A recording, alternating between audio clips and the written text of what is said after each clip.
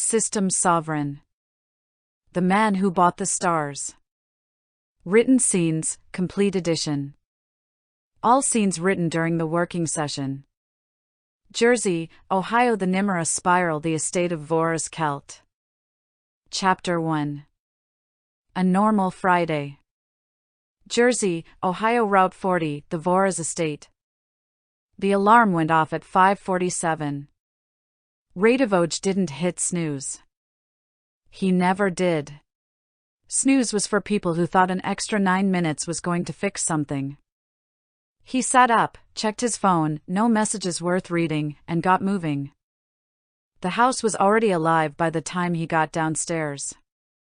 His mom was in the kitchen, not cooking, just standing at the counter with coffee, scrolling through something on her phone. She glanced up when he came in. "You eating before you go?" "I'll grab something." She gave him the look that meant she didn't believe him but wasn't going to argue about it. He grabbed a water bottle from the fridge and a granola bar from the cabinet and held them up so she could see. She went back to her phone. His dad was in the living room with the news on, volume low, half asleep in the chair he claimed wasn't his chair.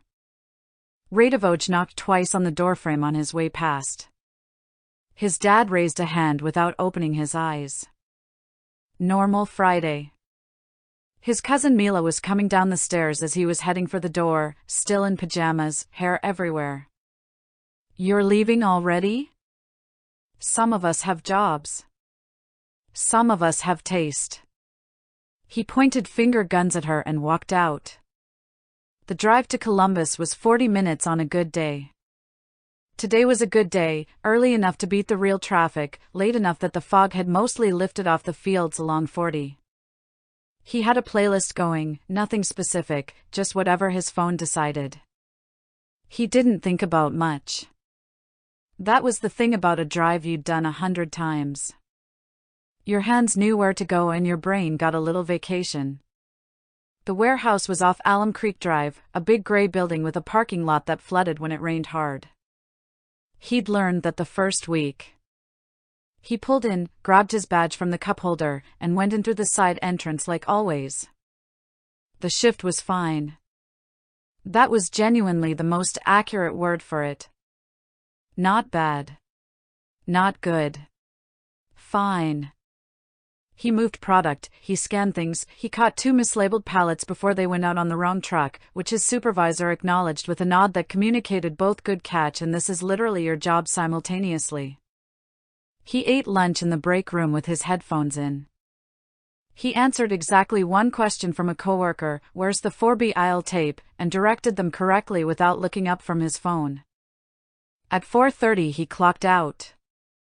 At 4:31 he was in the parking lot looking at the sky. The clouds had come in while he was inside.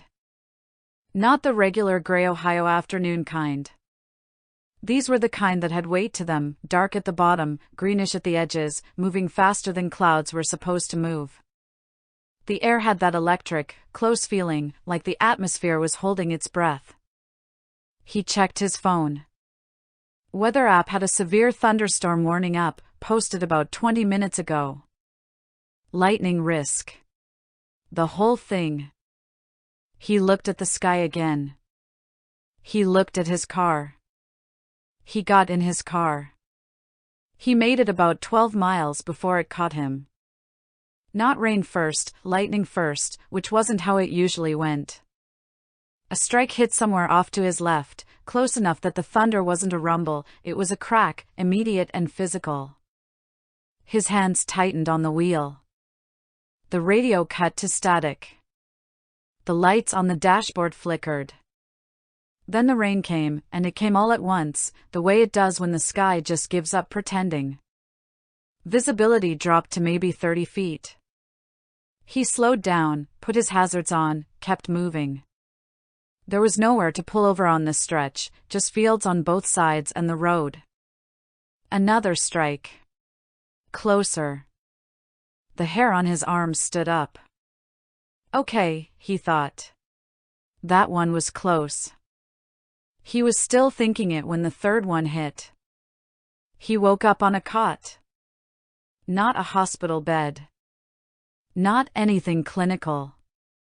A cot, narrow, with a thin mattress and a rough blanket that smelled like it had been washed recently but stored for a while. The kind of bedding that said functional and nothing else. The ceiling above him was low and made of something that wasn't wood and wasn't metal, a dull gray-brown material he didn't have a name for. There was a single light source mounted in the corner, no bulb, just a panel that gave off a steady warm glow. A small window, more like a slot really, let in a thin strip of outside light. Whatever outside was. He sat up. His head felt fine. That was the first strange thing, no pain, no disorientation beyond the obvious. He felt like someone who had taken a long nap, not someone who had just been hit by lightning on a highway in central Ohio. He was wearing different clothes. Simple. Gray. Something like a shirt and loose trousers, the kind of thing that had no particular origin. His actual clothes were gone. The room was small. A cot, a low shelf with nothing on it, a door, actual door, with a handle, and a second door that turned out to be a small washroom when he opened it. A basin, a fixture he assumed was a faucet. He turned it. Water came out. Cold, clean. He cupped some in his hands and splashed his face. Stood there for a second looking at the basin. "Okay," he said quietly. He dried his hands on the rough towel hanging beside the basin, walked back into the main room, and sat back down on the cot. Through the slot window he could see part of a corridor, stone or stone-like walls, a floor that was polished and dark, and two people walking past in a hurry, wearing clothing that was not from anywhere he'd ever been. One of them glanced through the window as they passed and then looked away immediately, the way you look away from something that isn't your business. So, people knew he was here. He leaned back against the wall and looked at the ceiling.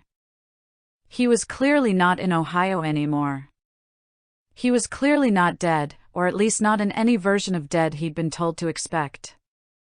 He was in a room that was specifically a servant's room. He'd seen enough small utilitarian spaces to know the grammar of one, which meant someone had put him here deliberately and with a purpose in mind. That was actually useful information. He'd wait. See who came through the door and what they wanted. Figure it out from there.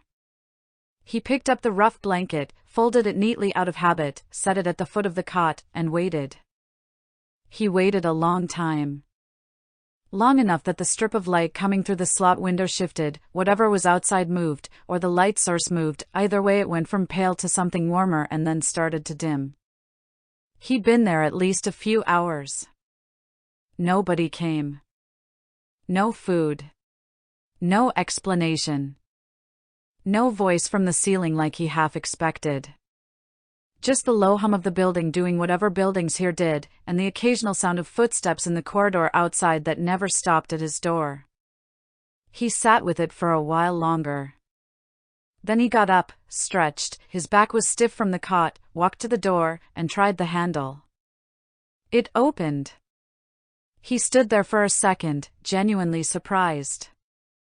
Then he looked out into the corridor. It was empty in both directions. The same dark polished floor he'd glimpsed through the window, walls that were a deep gray-brown, lighting panels set into the ceiling at intervals. It smelled faintly of something he couldn't name, not unpleasant, just unfamiliar. Like a spice or a cleaning compound he'd never encountered. He stepped back into the room. Thought about it. Stepped out into the corridor. Nothing happened. No alarm, no shouting. A distant sound of movement somewhere further down, but nothing immediate. He looked left, looked right, picked a direction, left, for no particular reason, and took maybe 4 steps before a door further down the corridor opened and someone came out. They stopped when they saw him. He stopped when he saw them. The person was tall, broad across the shoulders, wearing something that might have been a uniform, dark, fitted, with a panel across the chest that caught the light differently than the rest of the fabric. Their face was humanoid but not quite human. The features were close enough that his brain wanted to file them as person, but there was something off about the proportions, the eyes a little too far apart, the jaw a little too squared. They were looking at him with an expression he couldn't read. He held up a hand. Not a wave exactly. More of a, "I'm not doing anything, I'm just standing here." The figure looked at him for another moment. Then they jerked their head, "Come," and turned back the way they'd come. Radivoj looked back at his room. Then he followed. The corridor fed into a wider one, and the wider one into something that felt like a staging area, a large low-ceilinged room with benches along the walls and a high narrow window on one side. Sitting on the benches, standing in loose clusters, leaning against the walls, were maybe 30 other people. All of them wearing the same dingy gray clothes he had on. All of them looking like they'd been here anywhere from a few hours to a few days. They were not all human. Or at least not all the same kind of human. Some were, or close enough that he couldn't tell the difference at a glance. Others were clearly something else. Taller, shorter, differently proportioned, different skin tones that weren't any shade he'd seen before. One person in the corner had 4 arms and was using all of them to hold their knees to their chest. Everyone looked at him when he came in. He looked back. Found an empty stretch of wall, walked over to it, and leaned against it. A person next to him, close enough to human that he defaulted to human, youngish, tired-looking, glanced at him sideways. "You just get here?" they said. The words came out strange, not English, definitely not English, but he understood them anyway, the way you understand something in a dream. He filed that away. "Yeah," he said. "Few hours ago, I think." They nodded like that confirmed something. "They'll come explain it eventually. Or they won't." They shrugged. "Depends." "Depends on what?" "On whether they think you're worth explaining it to." Radivoj looked around the room again. The guard, or whatever they were, had stationed themselves near the only visible exit, not watching anyone in particular, just present. "What is this place?" he asked. The person next to him gave him a look that was almost sympathetic. "You really just got here," they said. The collar wasn't just on them. It was on most of the people in the room.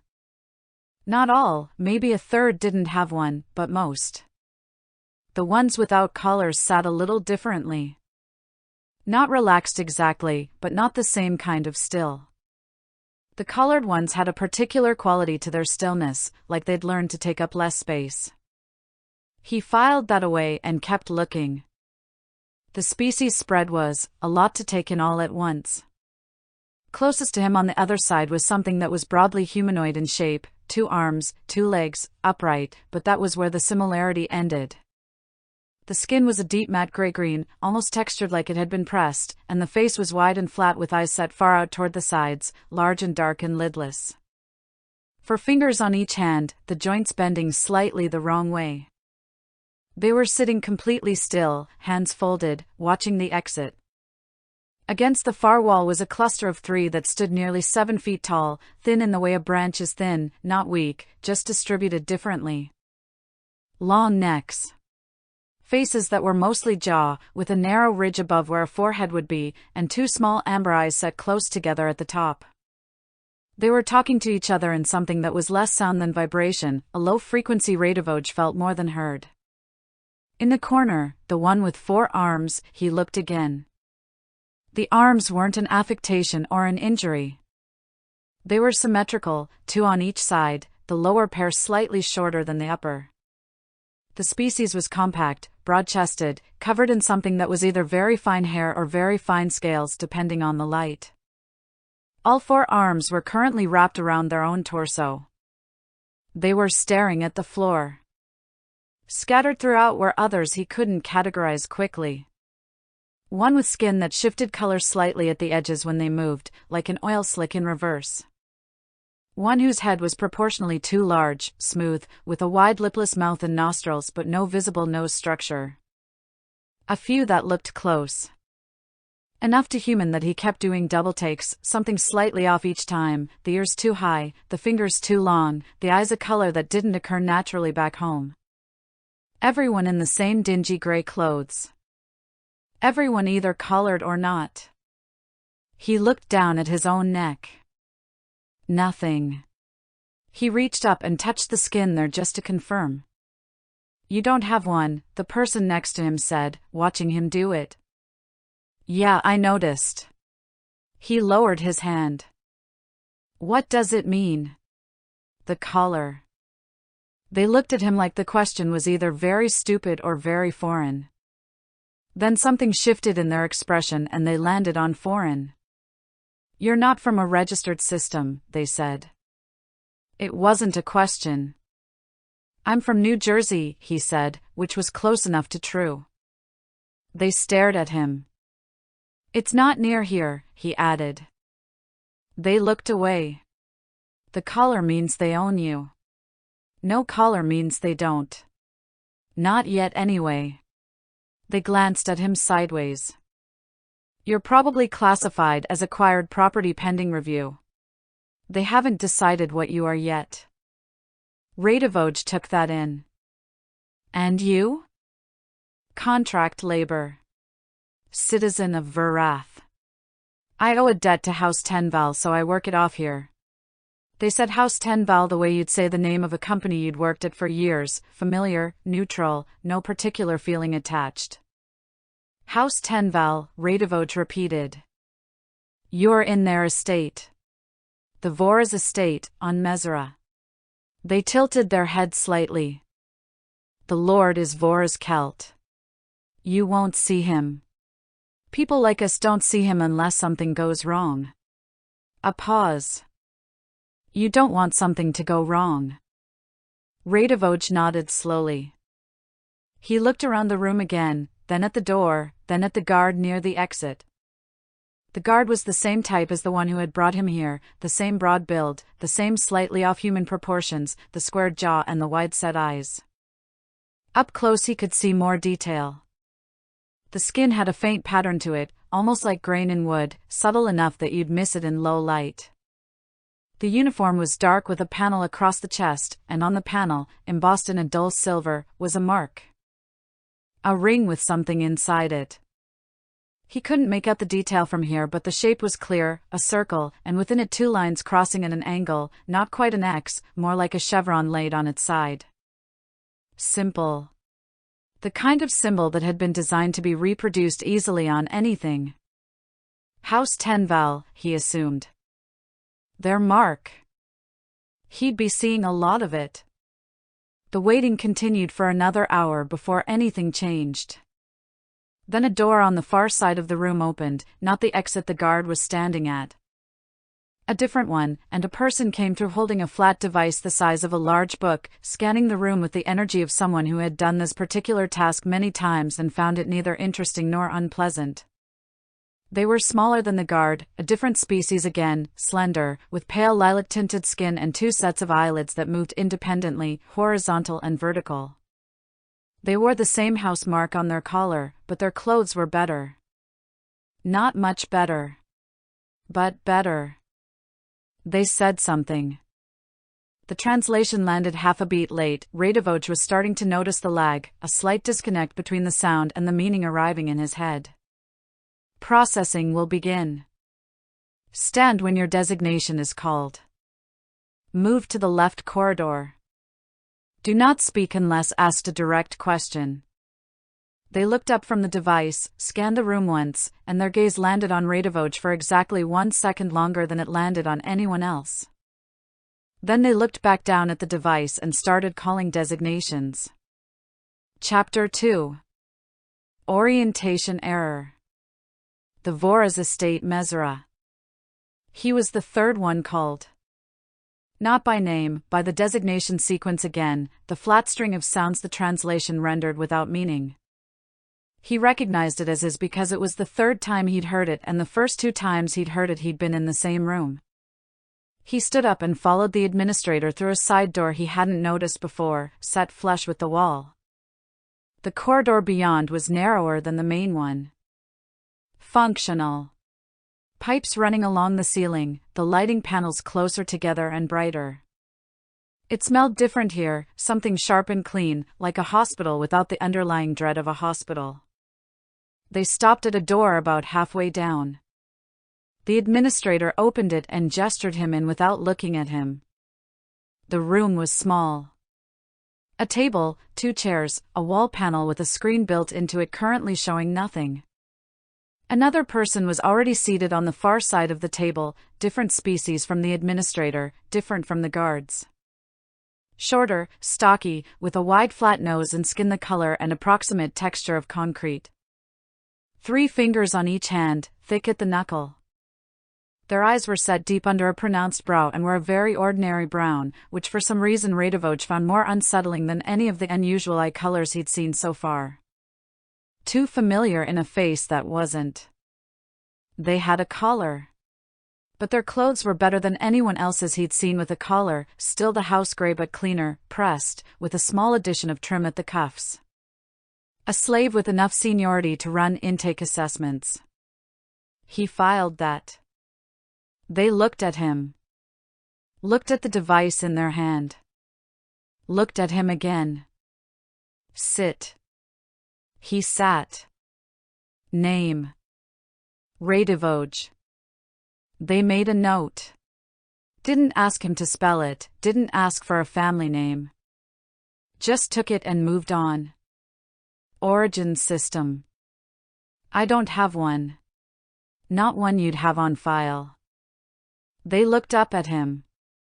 He kept his expression neutral. I'm not from the spiral. I don't know how I got here.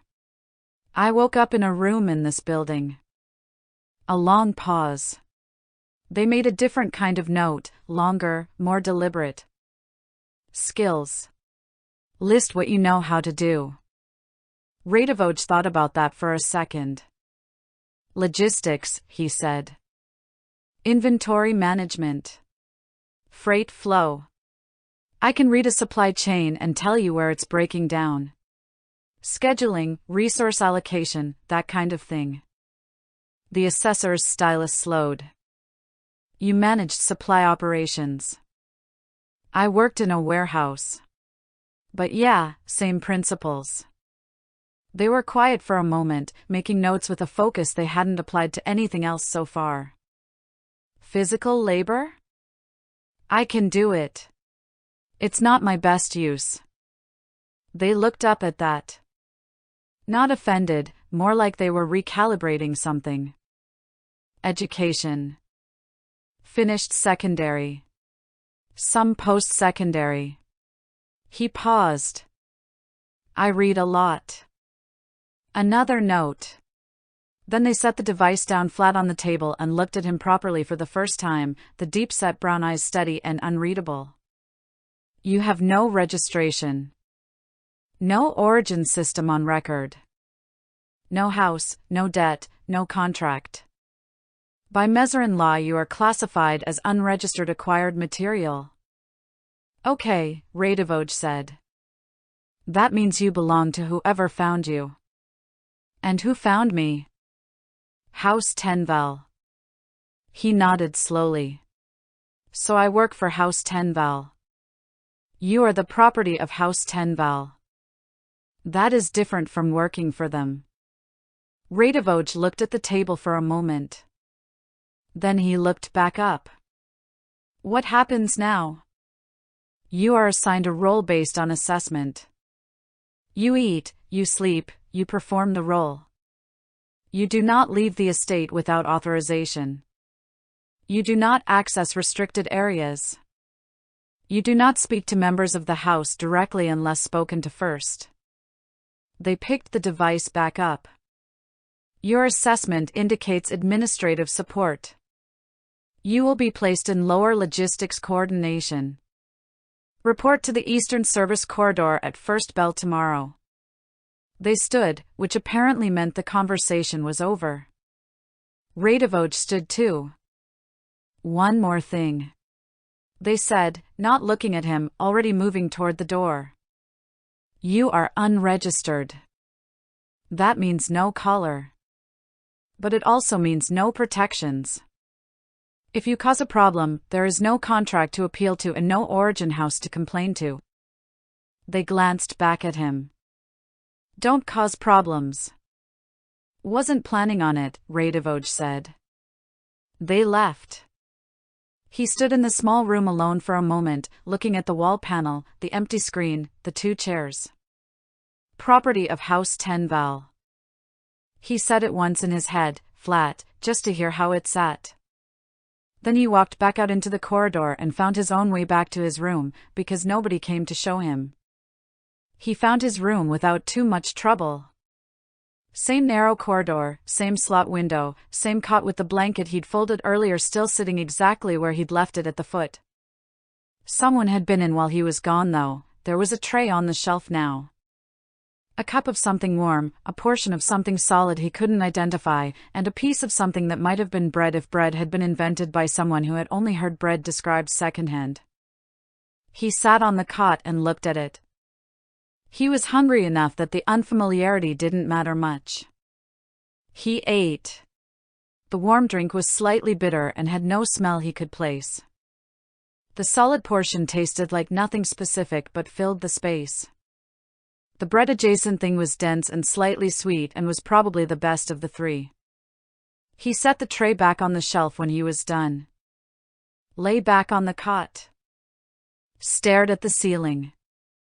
The room was quiet except for the building's ever-present hum and the occasional distant sound of movement in the corridors outside. The slot window had gone fully dark now, night, or whatever passed for it here. He thought about his parents. Not in a spiral, just a clean, clear thought. His mom at the kitchen counter. His dad in the chair with the news on low. Mila coming down the stairs in her pajamas. They'd figure out something had happened to him on Route 40. The car would still be there. The storm would explain the rest, or not explain it, which amounted to the same thing from their end. He stayed with that for a moment. Then he put it somewhere and left it there. He couldn't do anything about it from here. And he had learned, somewhere in the practical education of being a normal person who needed things to actually get done, that thinking hard about a problem you have zero leverage on is just a way of burning time you could spend on problems you do have leverage on. He had leverage on exactly one thing right now. Tomorrow. Eastern Service Corridor. First bell. He didn't know what first bell sounded like here. He'd figure that out in the morning. He closed his eyes. Chapter 3. Work orders. The Eastern Wing first days. He woke up before the bell, which turned out to be a low resonant tone that moved through the walls rather than the air. You felt it before you heard it. He was already sitting up when it started. He used the washroom, splashed water on his face, looked at himself in the reflective panel above the basin. Same face. That was something. He'd half expected to look different. Some stories went that way, you end up somewhere else and you're someone else too, shinier, better designed for the situation. He looked like himself. A guy from Jersey, Ohio who'd worked a warehouse shift yesterday and was about to go figure out what logistics coordination meant in a building owned by an alien noble house on a planet he'd never heard of. He dried his face. All right, he said to his reflection. Same word as yesterday. Same tone. He went to find the Eastern Service Corridor. He got lost twice. The estate was larger than the servants' quarter suggested. The corridors branched and reconnected in a logic that wasn't immediately obvious, not a grid, more like something that had been added to over a long time by people who weren't talking to each other about it. The materials changed as you moved through it. Some sections were the dull gray-brown he'd woken up in. Others were something darker and smoother, more deliberate, with the housemark pressed into panels at regular intervals. The circle and the angled chevron, over and over. The first time he got lost he backtracked and found the right branch.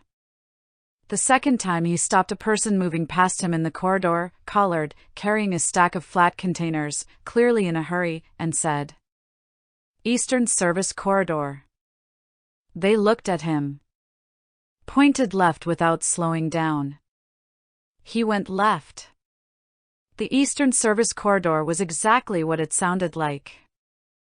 Long, wide enough for two people to pass carrying things, lined on both sides with doors leading to storage rooms, equipment bays, and spaces he couldn't immediately classify. It smelled like machinery and cleaning compound, and faintly, underneath both of those, food. There were maybe 15 people already there when he arrived. All collared except two. One of them was the person he'd spoken to yesterday in the staging room, the contract laborer from Verrath, who caught his eye and gave a small nod that meant nothing specific. The other was a woman he hadn't seen before, older, with a species he was starting to tentatively recognize, the wide flat face, the deep-set eyes, the concrete gray skin. Same species as the assessor from last night, but older, with a seniority in her posture that the assessor hadn't had. She was looking at a device, not at any of them. A bell sounded, shorter than the waking bell, different pitch. She looked up. She went through assignments quickly and without ceremony. Storage inventory, delivery runs, equipment maintenance, kitchen support. Each person either stepped forward when named or didn't react at all, already knowing their assignment from prior days. When she got to Radivoj, she paused for half a second on whatever was written on her device. She looked at him. He looked back. "You're the unregistered." "That's me." A few people glanced over. The woman's expression didn't change. "You'll shadow Dravat today." She nodded toward the contract laborer from Verrath. "Observe. Don't touch anything you're not told to touch. Don't go anywhere Dravat doesn't go." "Questions?" "What's first bell here in standard hours?" She blinked once. Both sets of eyelids, the horizontal and the vertical. 6th hour after dark cycle. "Thank you," he said. She looked at him for another half-second. Then she went back to her device. Dravat appeared at his shoulder. "You asked her a question," they said quietly, already moving. She said questions. "People don't usually." Radivoj followed them down the corridor. "What do people usually do?" "Not ask questions," Dravat said. "How does that work out for them?" Dravat glanced sideways at him. Something at the corner of their mouth moved that might have been a smile on a human face and might have been something else entirely on theirs. "Poorly," they said. Dravat was a good shadow to follow. Not because they explained things, they didn't, not unprompted, but because they moved through the estate with the particular efficiency of someone who had learned exactly how much energy each task required and spent precisely that amount. No more. Radivoj matched their pace and watched. The morning was inventory. Physical stock in 3 of the storage rooms off the Eastern Corridor, counting, cross-referencing against a list on Dravat's device, flagging discrepancies. Simple work. The kind of thing that didn't require explanation so much as attention. He was good at attention.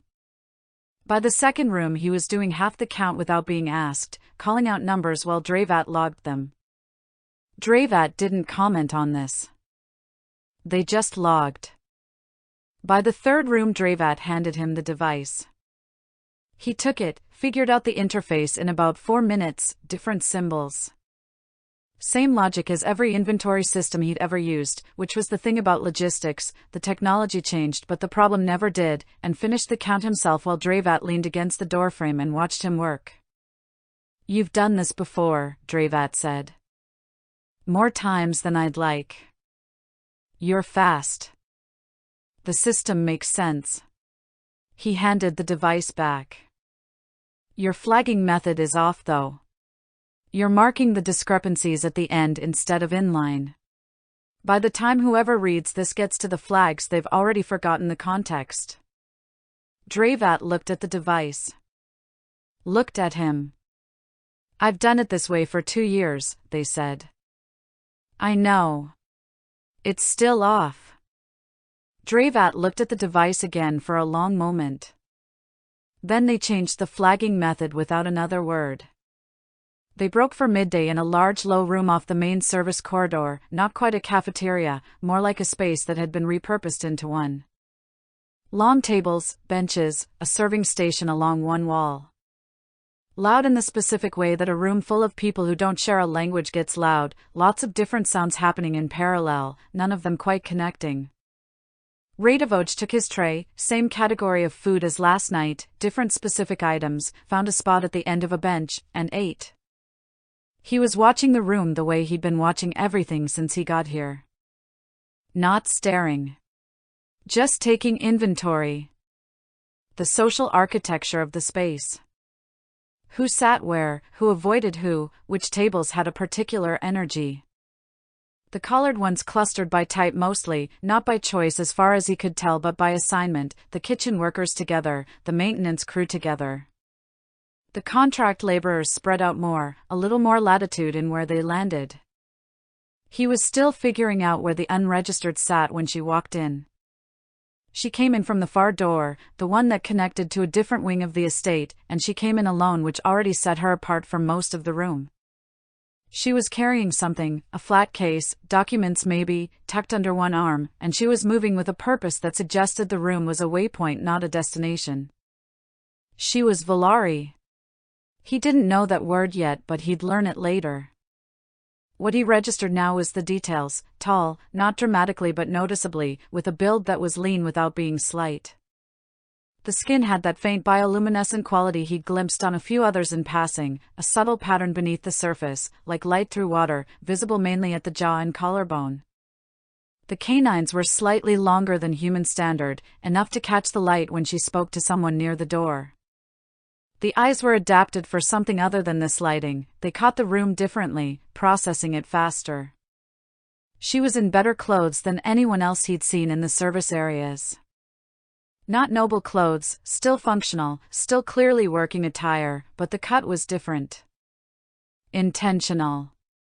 The house mark at her collar was rendered in a slightly finer material than the stamped version everyone else wore. Someone with a position, then. Not a slave. Not contract labor. Something else.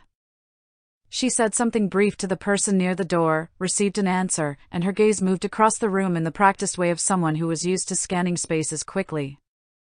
It landed on him for approximately 2 seconds. He was new. That's why. He'd have looked too. He didn't look away, didn't look down, didn't do anything in particular. Just met it the way you meet a stranger's eyes when they happen to land on you, acknowledged, neutral, moved on. She moved on first actually. She crossed to the serving station, took nothing, exchanged a few words with someone there, and left through the same door she'd come in. The whole thing took maybe 90 seconds.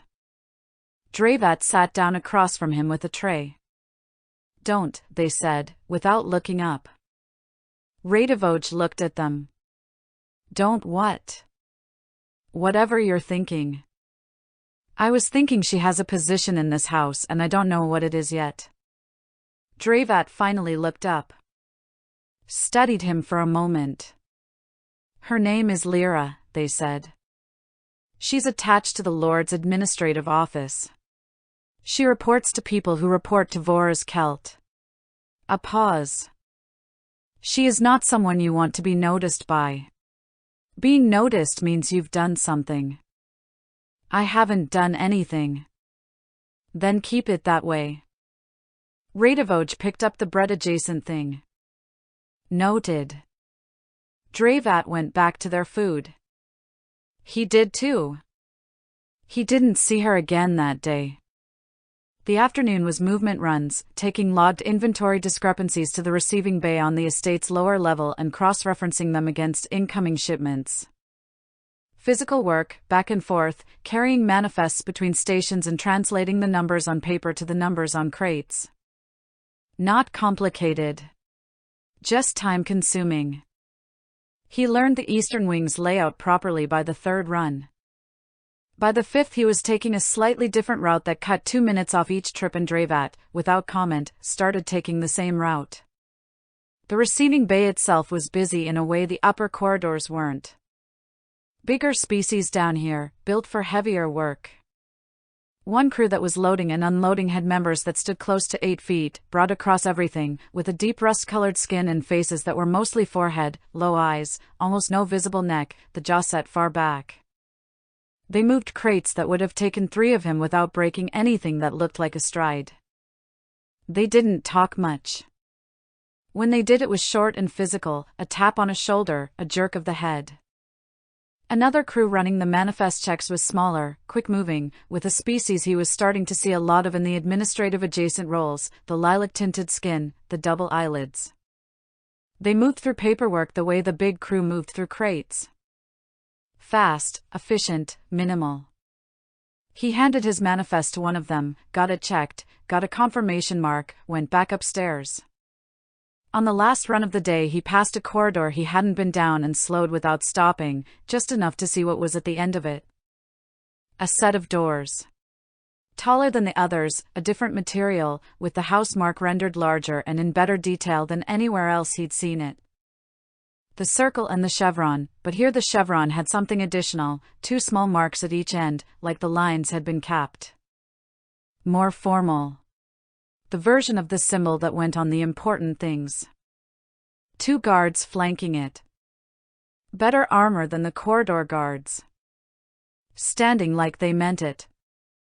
That would be the main house then. The part of the estate where the family actually lived. He noted it and kept walking. End of day came with the same resonant bell tone as morning, felt through the walls before heard. People in the service corridor dispersed quickly, not rushing, just purposeful, the energy of people who knew exactly where they were going and had enough time to get there if they moved. Drevat stopped at the junction where their routes split. "You did fine," they said. High praise. "Here it is," Drevat said, without apparent irony. Radivoj considered that. "Same time tomorrow? Unless they change your assignment." Drevat paused. "They probably won't. You're useful where you are." Another pause, shorter. "The flagging method is better." "I know," Radivoj said. Something moved at the corner of Drevat's mouth again.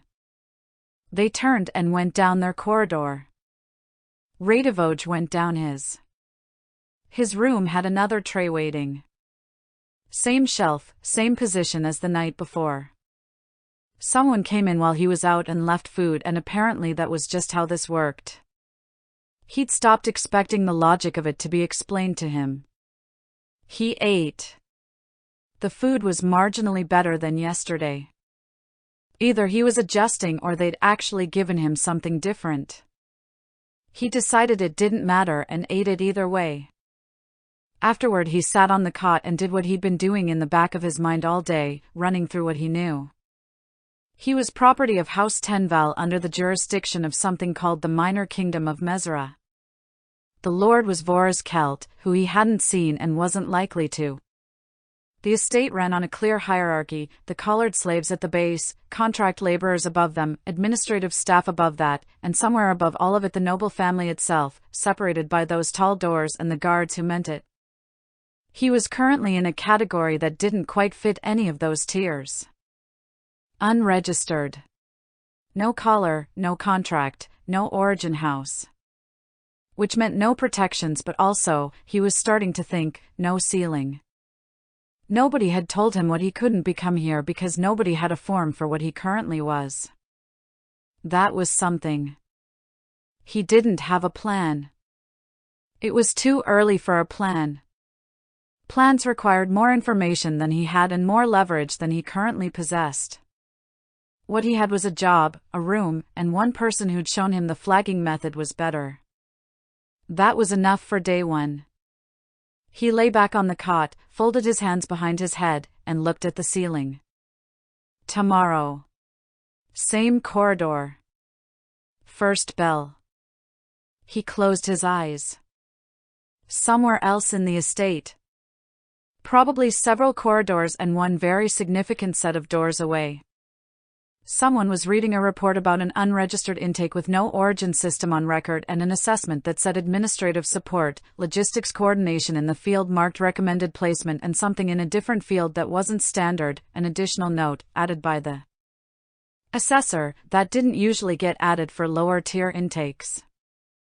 He didn't know about that. He was already asleep. Chapter 4. Submission. The Eastern Wing the second week. The administrative submission office was exactly where she said it would be. Third door on the left past the supply station. He found it before first bell the next morning, a small room. One person staffing it, a different species again, slight and pale with elongated fingers that moved over their intake device with the speed of someone who had done nothing else for years. They took his written submission. He'd spent part of the previous night drafting it on the rough paper equivalent he'd found on the shelf in his room, looked at it, looked at him, stamped it with the housemark, and filed it without a word. He went to the eastern corridor. Dravat was there. Pell was there. And someone new. He noticed them the way you notice something that doesn't match the pattern of a room you've been in enough times to know the pattern. Everyone in the Eastern Service corridor had a particular quality to them: working clothes, housemark, the specific posture of people who knew exactly where they stood in the building's hierarchy. This person had the housemark and the working clothes, but the posture was wrong. Too relaxed. The ease of someone who wore this particular corridor like a costume rather than a uniform. They were leaning against the wall near the assignment station with their arms folded, watching the room with a light interest that reminded Radivoj of someone at a zoo who found one specific exhibit genuinely entertaining. The species was one he hadn't catalogued yet. Humanoid in the broad sense, 2 arms, upright, bilaterally symmetrical, but the skin was a deep amber gold with a faint iridescence at the cheekbones and temples, like the surface of a beetle's shell in direct light. The eyes were large, wider than human proportion, and a very clear pale green. The hair was dark, cropped unevenly in a way that was either deliberate style or complete indifference, and the ears came to a soft point at the top. They were watching Radivoj specifically. He looked back at them while he found his spot in the corridor. They smiled. It looked genuine, which was either good or a very accomplished performance. Supervisor Korath arrived, started the assignments. When she reached the new person, she paused with the same half-second recalibration she used for things that didn't fit her standard columns. Lord Savatha's household has requested a logistics liaison for the Eastern receiving intake. She said, in a tone that communicated she had opinions about this she was professionally declining to share. Orvin will observe operations for the duration of the assignment. Orvin, the amber gold one, raised a hand in a small wave that was entirely too casual for the room. Several people looked at the floor. A few looked at Orvin. One of the maintenance crew made a sound Radivoj's translation rendered as something between "oh no" and "this should be interesting." "Move," Korath said. Orvin fell into step beside Radivoj without being invited. "You're the unregistered one," they said. "You're from a lord's household," Radivoj said. "Technically I am from a lord's household," Orvin said. "Lord Savath is my uncle." "Technically." They said technically both times in a way that suggested the word was doing significant structural work. "He sent me here because he thought logistics experience would be character building." "Is it?"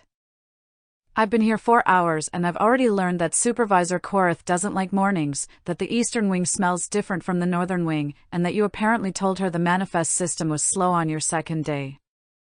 They looked at him with the pale green eyes. "So yes. Character building." Radivoj glanced at them sideways. "How do you know about that?" "Lord Savatha's household receives reports," Orvin said pleasantly. "You're in several of them." He absorbed that. "How many?" Enough that my uncle described you as, they paused, apparently translating something from memory, aggressively competent in a way that suggests either profound ignorance of his situation or profound indifference to it. Radivoj was quiet for a moment. Which does he think it is? He hasn't decided, Orvin said. That's partly why I'm here. They said it without any particular weight, like it was simply a fact they were sharing rather than a disclosure they were making. He wants a closer read. And you're telling me this? You'd figure it out anyway, Orvin said. You seem like the type. They looked around the storage room they'd arrived at. So, what are we doing first? Radivoj looked at them for a moment. Inventory, he said. Wonderful, said Orvin. Dravat's opinion of Orvin was communicated entirely through posture and the strategic deployment of silence. They didn't say anything negative. They didn't say much of anything. They simply became very focused on their section of the work in a way that put as much physical space between themselves and Orvin as the room allowed.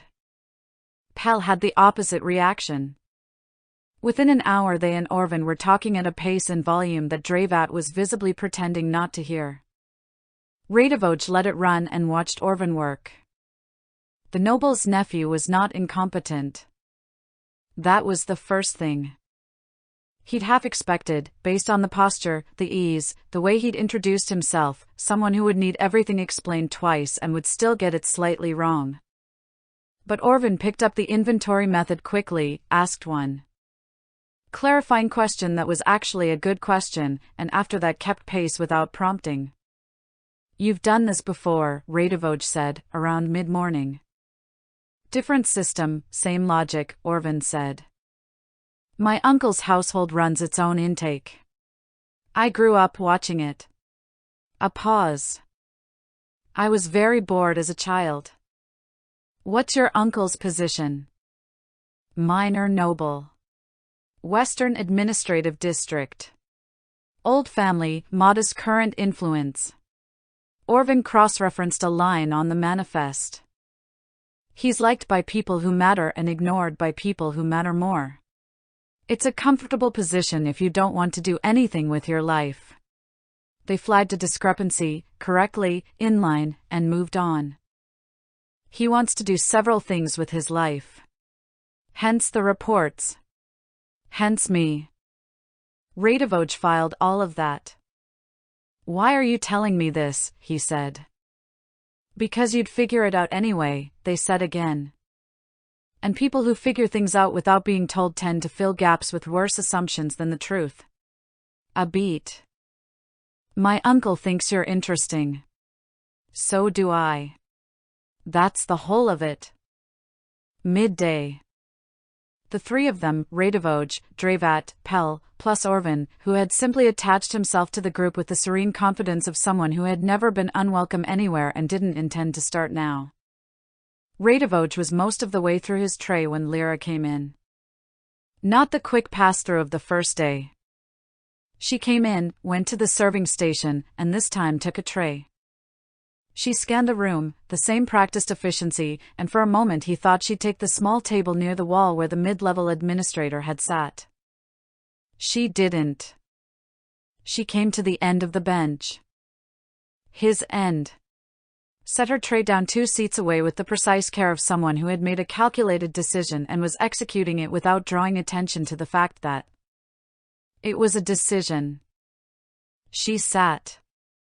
Pell went slightly still in the way small animals go still when something larger enters a space. Dravat looked at their food with renewed interest. Orvin looked at Lyra and then at Radivoj with an expression of delighted attention that he was at least attempting to make subtle. Radivoj ate. Lyra ate. The table was quiet for a moment that had some texture to it. Your submission went through, Lyra said. Not looking at him. Fork, or the local equivalent, moving through something on her tray. Already, he said. The administrative office processes overnight submissions before second bell. Yours was the only one. A pause. It was well written. You read it. Everything that comes through that office crosses my desk before it goes up the chain. She turned a page on a small document she'd placed beside her tray. It was well written, she said again. Specific. Cited the correct operational references. Proposed a solution rather than just identifying a problem. Did it help? It's being reviewed. Which was not yes but was also not no. She turned another page. It would have helped more without the Northern Storage incident on your record. The Northern Storage incident is also on my record now? Everything is on your record, she said, not unkindly. You're unregistered. Every action you take is documentation of what you are. The record is how this house decides what to do with you. He was quiet for a moment. What does it say so far? She turned another page. A beat passed that was slightly longer than the ones before it. That you're either very confident or very foolish, she said. The record hasn't decided which yet. What do you think? She looked at him then. Directly, for the first time at close range, and in the dining room light the bioluminescent pattern along her jaw was clearly visible, faint, steady, the kind of thing you stopped noticing after a while and then suddenly noticed again. I think, she said carefully, that the difference between the two is smaller than most people here would prefer. She looked back at her document. He looked back at his tray. Orvin, 2 seats down, was looking between them with the expression of someone watching something they intended to think about later. They ate in a silence that was different from the silences before it. Less like 2 people who had nothing to say and more like 2 people who had decided, without discussing it, that saying nothing for a while was acceptable. Which was its own kind of information. At some point Pell started talking, something about the afternoon assignments, a complaint about the rotation schedule, and the table came back to life around them. Dravat contributed 2 sentences. Orvin contributed considerably more. Lyra ate and read and didn't contribute anything but didn't leave either. When she finished she gathered her document and her tray, stood, and looked at Radivoj briefly. Third bell. Eastern Administrative Office. She said quietly. Bring the operational references you cited in the submission. The reviewer will ask for them. She left. Pell watched her go and then looked at Radivoj with an expression he didn't have a translation for. What? He said. Nothing, Pell said, in the tone of someone storing something for later. Chapter 5. Technically compliant. The Eastern Wing months later. The second formal complaint came from a man named Dresevok. Radivoj didn't know the name until it was already a problem. Dresevok ran the Upper Eastern Supply Coordination, 1 tier above Korath, 1 tier below the Senior Administrative Office, the exact altitude where people had enough authority to be genuinely annoyed and not enough to be genuinely feared. He was the long narrow-faced species that Radivoj associated with the upper service tiers, older, with a deliberate quality to his movements that suggested he'd been important in this building for a long time and intended to remain so. The complaint was about documentation format.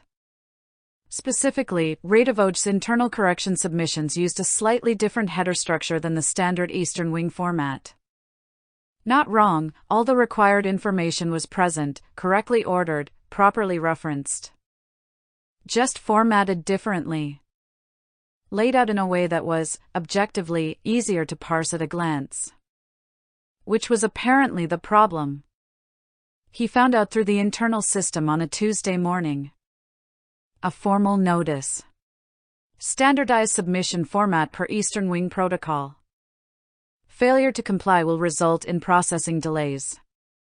He read it twice. Went to find Dravat. Dresevok, he said. Dravat looked up from their manifest. What did you do? My headers are different. Dravat stared at him. Your headers. The submission format. I laid it out differently. How differently? More logically. Dravat closed their eyes. Radivoj. The standard format buries the reference numbers, he said. I put them at the top so the reviewer can cross-check immediately instead of reading to the bottom first. And Dresovok noticed. Apparently. And filed a formal complaint. A notice, Radivoj said. Not a complaint. Yet. Dravat opened their eyes. You're going to comply? I'm going to comply, he said. Dravat looked at him with the expression they used when they believed him but not completely. I am, he said. With the standard format. With the standard format, he said. Exactly as written. Dravat's expression did not change. Exactly, Radivoj said. He complied with the standard format. Exactly as written. Every required field in the required order with the required header structure. Reference numbers at the bottom where they belonged per protocol. Section titles in the required font weight. His name and designation in the upper right corner as specified. He also, within the completely compliant standard format, organized the body text in a way that made the reference numbers at the bottom so obviously necessary that you felt their absence on every line before you reached them. Reading his submissions now required you to get to the bottom, find the reference number, go back to the top, and then read again with the number in mind.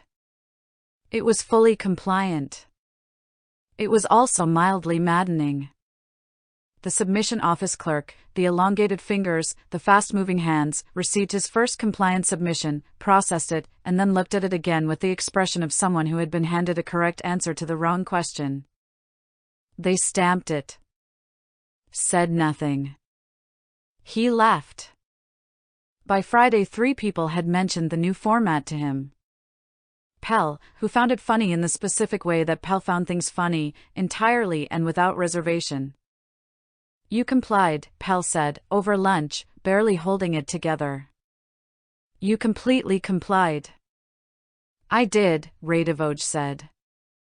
It's awful to read. It's the standard format. It's technically the standard format. Technically is the only kind of compliant there is, Radivoj said. Pell pressed both hands flat on the table and looked at the ceiling. The second was one of the bay floor crew, not the heavy rust-colored crew, a smaller group that handled the administrative side of intake, quick-moving, double-eyelid species. One of them caught him in the corridor and said, with the tone of someone relaying a message they found personally entertaining. Dresovok's office requested your last 3 submissions be reformatted for archive. The reviewer couldn't follow them. The reviewer has the reference numbers, Radivoj said. They're at the bottom. As specified. The crew member looked at him. Made a sound that the translation didn't fully render but which landed somewhere between you absolute menace and I respect this deeply. They walked away. The third was Korath. She appeared at his station mid-afternoon with the device and the flat expression and looked at him for a moment before speaking. Dresovok's office flagged your recent submissions. They're compliant, he said. They are. She looked at her device. Technically. Technically is. I know what you're going to say. She looked up. Change the format. To what? I'm already using the standard. Change it back to what you were doing before. He looked at her.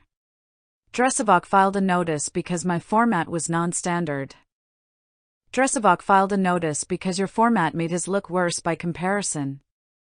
She said, with the flatness of someone stating basic arithmetic. Change it back. File it as a process improvement variation. I'll approve it. He was quiet for a moment. You can approve format variations. At my tier, yes. Why didn't Dresovok just? Because Dresovok didn't think of it. she said. And now he's committed to the complaint and can't reverse it without looking like he reversed it. She put the device under her arm. So I'm approving a variation. File it by end of day. She walked away. He watched her go. Korith, he said. She stopped.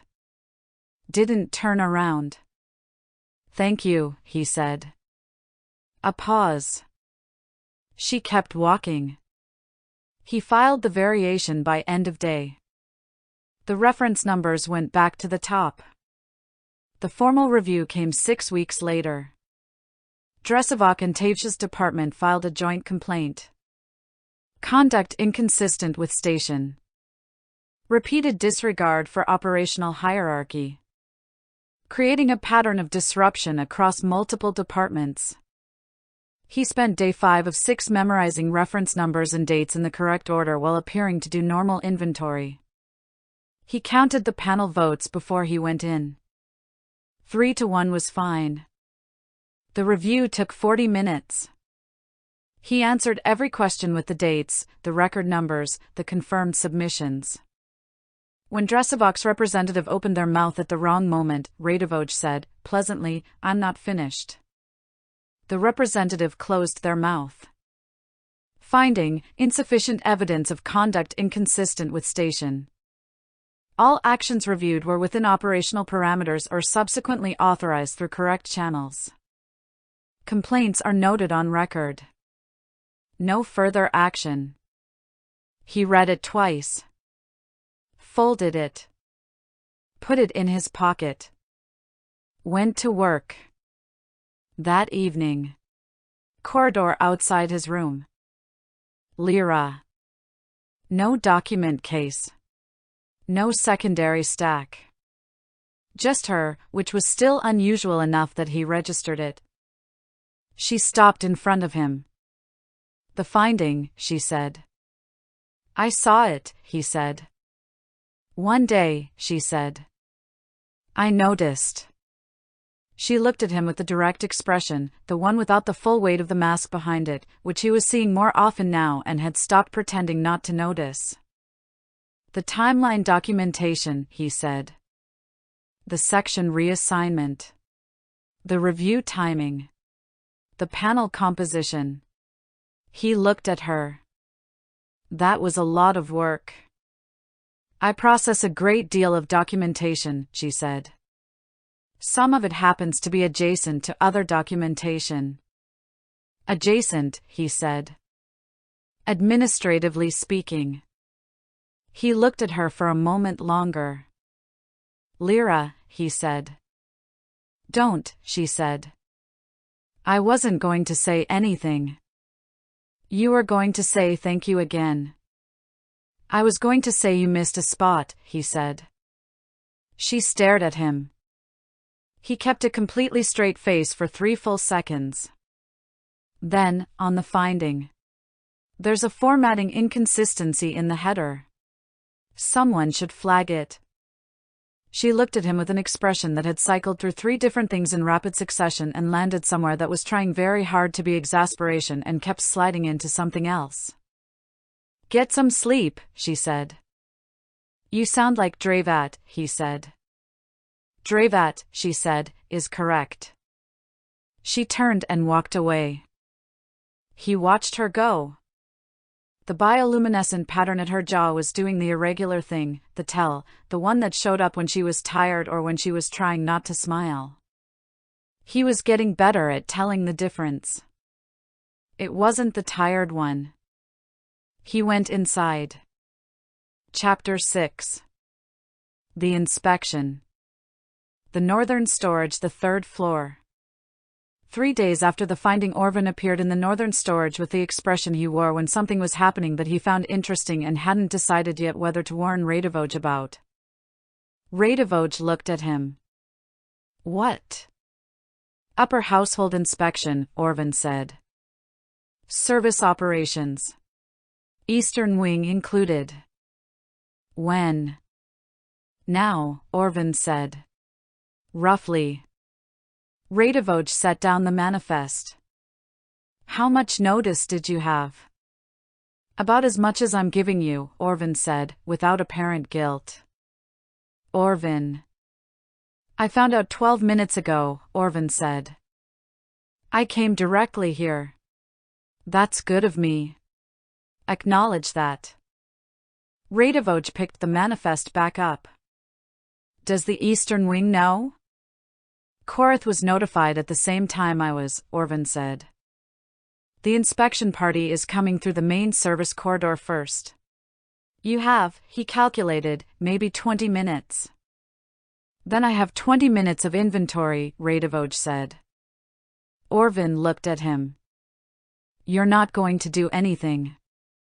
I'm going to finish the count. Radivoj. Upper household inspection means. I know what it means, Radivoj said. I have 20 minutes of inventory. Then I'll have whatever comes after that. Orvin looked at him for another moment. Then he leaned against the doorframe and watched him count. You're going to be the death of someone in this building, Orvin said. I haven't decided who yet. Probably Dresivok, Radivoj said. Probably, Orvin agreed. He finished the count with 4 minutes to spare. He filed the manifest. Straightened the storage room. Checked the access log panel by the door. Signed in, as required, for the 3rd time that day. At 16 minutes past Orvin's warning, he heard the inspection party in the corridor outside. The door opened. 3 people. The first was one of the upper household administrative staff, older, with the careful bearing of someone who had been managing Noble-adjacent operations for a long time and had opinions about everything they surveyed. The second was a woman he didn't recognize. The third was a man he didn't recognize either, which turned out to be the more significant of the 2 things he didn't know, though he didn't know that yet. The woman was, he processed it in the background the way he processed everything. Valari, clearly, the same bioluminescent pattern under the skin, the same slightly elongated canines, the same way the eyes caught the light. Older than Lyra, the pattern deeper set, the bearing different, less administrative, more something that didn't need to announce itself. She was looking around the storage room with a quality of attention that reminded him, specifically, of Lord Savath. The kind of attention that had already formed an opinion and was now checking it. The man beside her was tall. Pale-skinned. Silver eyes that moved through the room with the particular quality of someone who owned it, which as it turned out was not a metaphor. Radivoj was looking at a manifest. This is Northern Storage Section, the household administrator said, to the room in general. Currently under, they checked their device, Eastern Logistics Coordination. Radivoj looked up. 3 people looking at him. He looked back. Morning, he said. The household administrator did the talking. They went through the section parameters. Storage capacity, current inventory levels, intake frequency, error rate. Radivoj stood to the side and let it happen. The tall pale man with the silver eyes was looking at the shelving layout with the quality of someone who had read the report thoroughly before coming in. Radivoj had catalogued that type. The woman was looking at Radivoj. Not obviously. But looking. 31% error reduction in bay floor flags, the administrator was saying. Since the manifest cycle updates 6 weeks. That's not current, Radivoj said. The administrator stopped. Everyone looked at him. The 31% figure, he said. That's from the 6-week mark. Current rate is closer to 38. He looked at the administrator. The report hasn't been updated since the initial confirmation. Someone should flag that. The administrator looked at their device with the expression of someone who had just been corrected in front of people they very much did not want to be corrected in front of. 38, the tall man said. Not a question. His voice was precise. Dry. 37.4, Radivoj said. Rounded up. The tall man looked at him with the silver eyes. The updated figure isn't in the report. No, Radivoj said. The report's accurate as of the confirmation date. It just hasn't been updated since. He paused. I submitted the updated numbers to the senior administrative office 2 weeks ago. They're in the queue. The silver eyes held on him for a moment. Why the queue? The man said. Processing backlog, Radivoj said. The senior office had the Western Base staging report come through the same week. That one took priority, which made sense. The staging issue was costing more per day cycle than the updated error rate figure was worth in urgency. He paused. The queue is the right call. I just wanted to flag the report number was old. The tall man was quiet for a moment. You flagged an inaccuracy in the report about your own section, he said. It's not inaccurate, Radivoj said. It's just not current. Those are different problems. Something moved very briefly in the silver eyes. The woman beside him made a small sound. Not quite a laugh. Something adjacent. The inspection continued through the inventory layout. The woman asked one question about the access log protocol, specifically why a standard storage section had a restricted access protocol. Administrative decision above my tier, Radivoj said. I comply with it. You comply with it, she said. Her voice had a quality to it, something warm underneath the precision. Without raising a formal objection. Raising a formal objection would require going outside the correct channel, he said. The decision came from above my tier. The correct channel for objecting to it would be the senior administrative office. He paused. I have several things in that queue already. I prioritized. She looked at him. The Valari eyes, same register as Lyra's, different frequency. Older, more settled, with something in them that had seen enough versions of things to find the new version genuinely interesting. What's ahead of it in the queue? She said. The updated error rate figure, he said. And a flag about the northern storage ventilation. The temperature variance in the third quadrant is running 2 degrees outside the recommended range for the inventory class stored there. He glanced at the third quadrant. It hasn't caused a problem yet. It will in about 3 weeks if the seasonal cycle runs the same as last year. She looked at the third quadrant. You're not concerned about the temperature variance, she said. I flagged it, he said. I'm monitoring it. Being concerned beyond that doesn't do anything useful. The small sound again. Definitely adjacent to a laugh. Possibly actually a laugh managed into something smaller. They were wrapping up when she paused. You've been here 6 months, she said. About that, he said. From an unregistered system. Yes. And in 6 months you have, she seemed to be choosing from a list, restructured intake logging, identified a supply allocation discrepancy, improved the manifest cycle, filed a staging report, and survived a formal review panel. He looked at her. Someone's been reading the reports, he said. Several people have been reading the reports, she said. Something in her voice, the warmth moving closer to the surface. It makes for interesting reading. I'd think it was pretty dry, he said. Mostly numbers. The numbers, she said, tell a story. If you know how to read them. He looked at her steadily.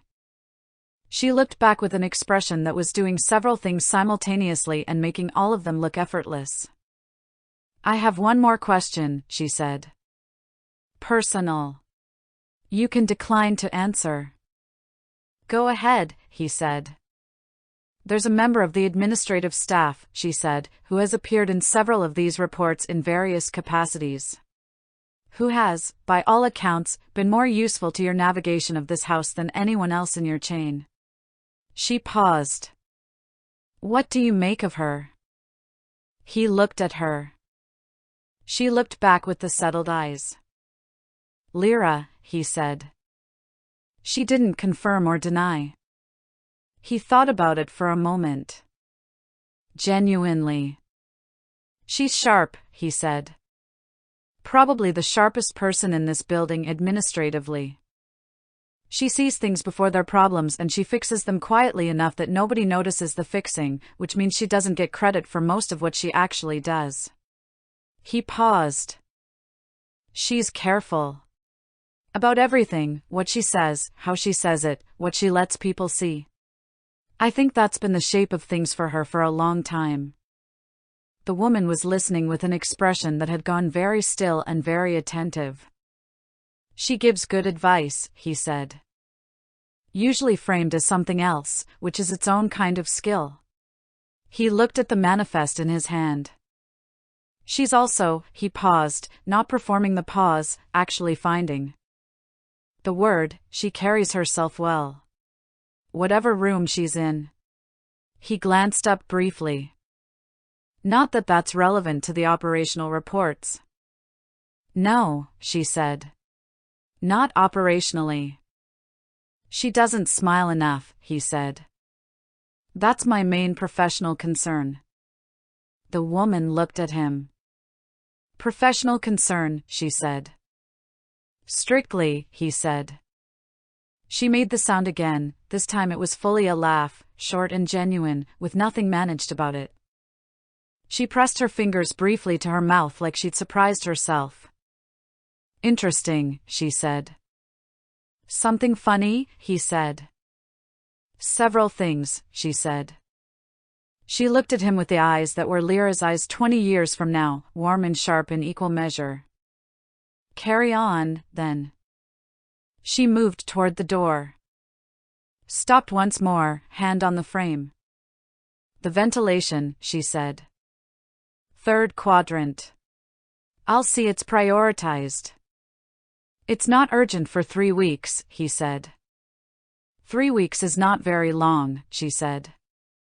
No, he agreed. It isn't. She left. He found out for certain that evening. Orvin. Corridor. The entertained and worried expression at full strength.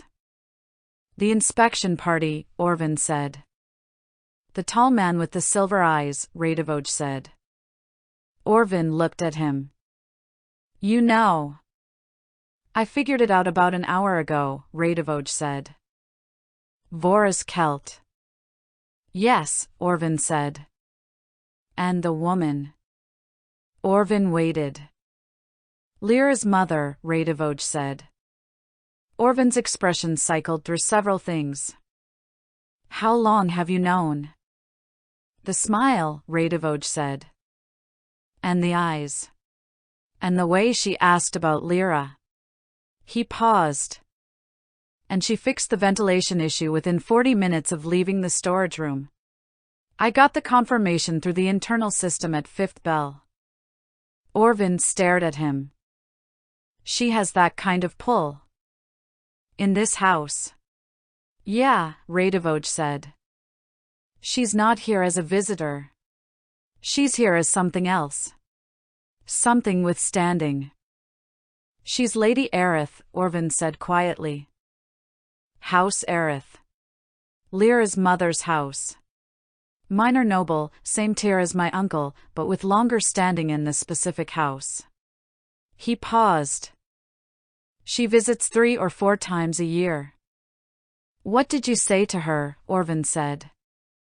Lady Aerith. The truth, Radivoj said. About the section. About the reports. He paused. She asked what I thought of Lyra. Orvin stared at him. What did you say? The truth, Radivoj said. Which was? That she's sharp and careful and doesn't smile enough. Orvin put one hand over his face. And that she carries herself well, Radivoj said. Orvin made a sound into his hand. I also said it wasn't operationally relevant, Radivoj said. You said, Orvin lowered his hand. You told Lady Aerith that her daughter is attractive and then said it wasn't relevant. I said she carries herself well, Radivoj said. That's not the same thing. In this context, Orvin said, it is absolutely the same thing. Orvin. It is the same thing, Radivoj. Radivoj looked at the wall. Lady Aerith laughed, he said. Of course she laughed, Orvin said. She's been trying to get Lyra to smile for 20 years and you've managed it in 6 months apparently. He ran a hand through his hair. My uncle is going to find this so funny. I can't tell him. I'm not going to tell him. I'm telling him immediately. Don't tell him, Radivoj said. Tonight, Orvin said, already leaving. Before dinner. He needs to know before dinner. Radivoj watched him go. Then he looked back at the wall. He thought about the question again.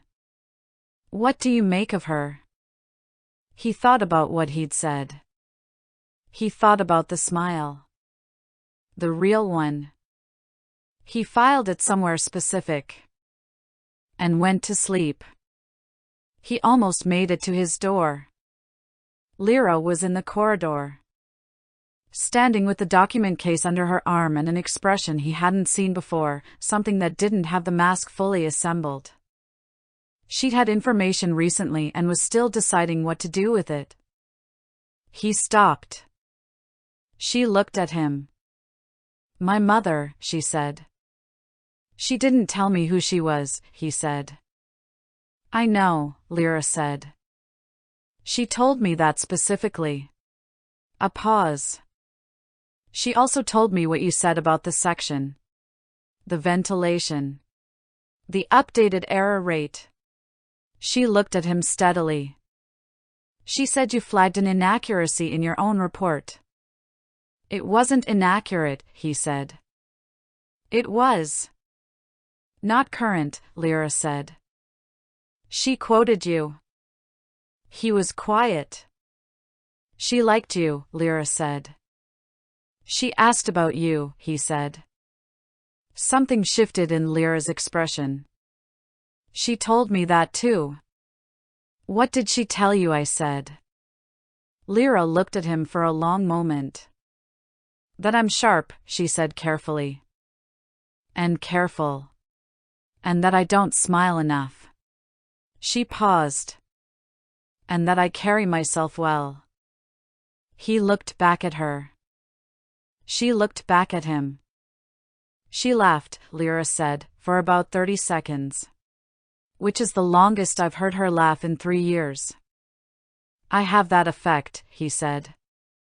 On my mother, Lyra said flatly. On people, he said.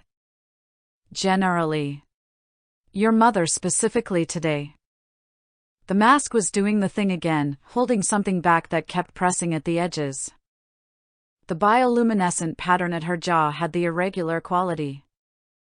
He'd stopped pretending not to notice that too. She also told me, Lyra said, very evenly, that you mentioned my smiling. Or the absence of it. Professionally, he said. She looked at him. Strictly, he said. You told my mother, she said, slowly, that my smiling was a professional concern. I stand by it, he said. Administratively speaking, someone of your position projecting. Good night, she said. I wasn't finished, he said. I'm aware, she said, and walked away. He watched her go. 3 steps down the corridor she stopped. Didn't turn around. She said, Lyra said, to the corridor in front of her, that you were the most honest person she'd met in this building in 15 years. He didn't say anything. She meant it as a compliment, Lyra said. I know, he said. A pause. So did I, she said. She kept walking. He stood in the corridor for a moment. He filed it somewhere specific. And went to sleep. Then he went into his room and lay on the cot and looked at the ceiling. The smile. The real one. Chapter 7. The blush. The dining room, the corridors. Orvin told Pell first. Radivoj knew this because Pell found him in the northern storage the next morning before first bell assignments with the expression of someone who had received extraordinary news and had been physically restraining themselves from reacting to it since the moment they heard it. He looked at them. No. I haven't said anything, Pell said. You're about to. I'm just here for inventory. Pell. Lady Aerith, Pell said, immediately, the restraint collapsing completely. You talked to Lady Aerith for 20 minutes and told her Lyra doesn't smile enough and carries herself well and didn't know who she was. I knew who she was by the end, Radivoj said. That's not the part I'm focused on, Pell said. The part I'm focused on is that you essentially told Lyra's mother that Lyra is, they searched for the phrasing, worth looking at. Without knowing it was her mother. I said she carries herself well, Radivoj said. In context. I know what it means in context, he said. I stand by it. Pell stared at him. You stand by it. It's accurate, he said. Why would I not stand by an accurate statement? Pell made a sound that had no clean translation and went to get a secondary manifest. Orvin told Dravat second. Dravat's reaction was to find Radivoj during morning inventory, stand in the doorway of the northern storage, and say, Lady Aerith. Yes, Radivoj said. You told her Lyra doesn't smile enough. I told her it was a professional concern, Radivoj said. Strictly. Dravat looked at him for a long moment. You're going to be the end of me, Dravat said. You're the third person to say something like that this week, Radivoj said. Who were the first two? Orvin and Dresavok. I don't want to be in that category, Dravat said. Different context, Radivoj said. Yours is affectionate. Mostly, Radivoj said. Dravat went back to their section. Midday. The usual configuration. Pell was in the middle of a complaint about the afternoon rotation schedule. Dravat was eating with the focused energy of someone waiting for it to end. Radivoj was listening with approximately 30% of his attention. Lyra came in. Sat down. One seat.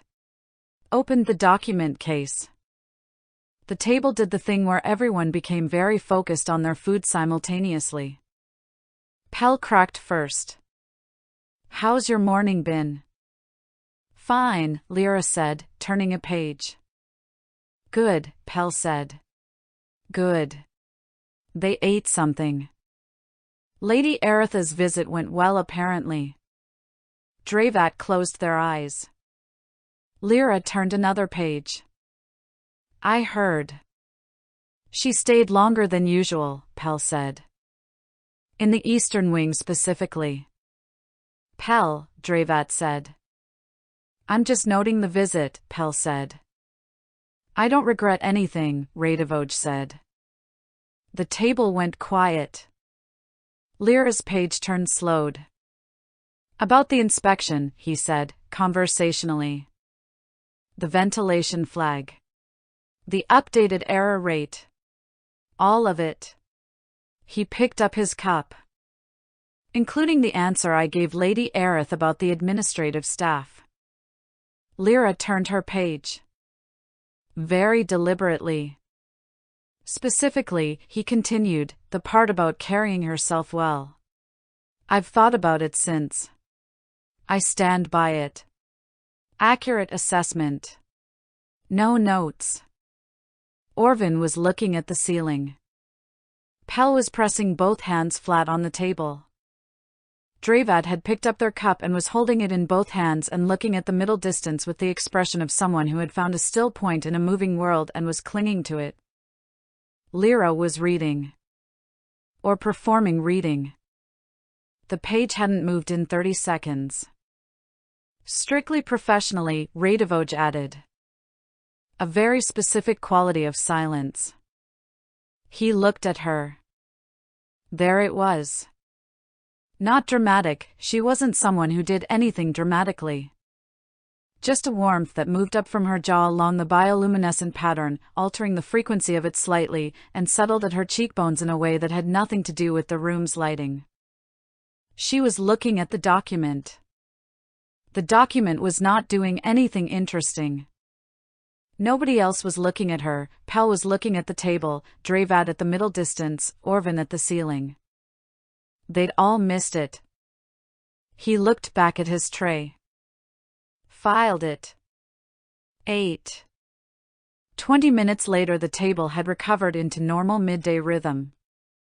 Radivoj was almost done with his tray. He glanced at Lyra. She was reading. Actually reading this time. Back to the mask, the careful expression, everything managed. He waited. Then, quietly enough that only she could hear it. The light's different in here today. She didn't look up. The lighting panels are on a cycle. It's consistent. He said. Must be something else then. She turned a page. He looked back at his tray. 30 seconds passed. Stop, she said, very quietly. I'm eating, he said. You know what I mean. I genuinely don't, he said. I made an observation about the lighting. The lighting is Radivoj. Notably different today. Warmer somehow. Hard to explain. She turned a page. Deliberately. The same way she'd turned the last one, controlled, precise, giving nothing away. Except the bioluminescent pattern at her jaw had done the thing again. He smiled at his tray. End of day. He was in the submission office, routine correction, last of the week, when he heard heels in the corridor outside that had Lyra's cadence. He finished his submission, got his stamp, walked out. She was 3 steps ahead of him in the corridor going the same direction. He matched her pace without announcing it. She registered him. You're going this way. My room is this way, he said. Your room is the other corridor. I know, he said. She stopped walking. He stopped. She turned and looked at him with the direct expression. Her arms were folded and the document case was tucked under one, and she had the look of someone assembling a response carefully. He waited. The lighting comment, she said. The lighting is different today, he said. I stand by that too. The lighting is on a fixed cycle, she said. It has been for 20 years. Then something else changed, he said. She looked at him steadily. He looked back.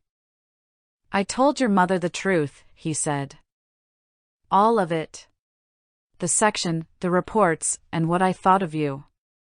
Not because I knew who she was. Because it's what I actually think. He paused. I'd say the same thing if I'd known. She held his gaze. The bioluminescent pattern was doing the irregular thing. Not tired. Definitely not tired. You'd have said I don't smile enough, she said. To my mother.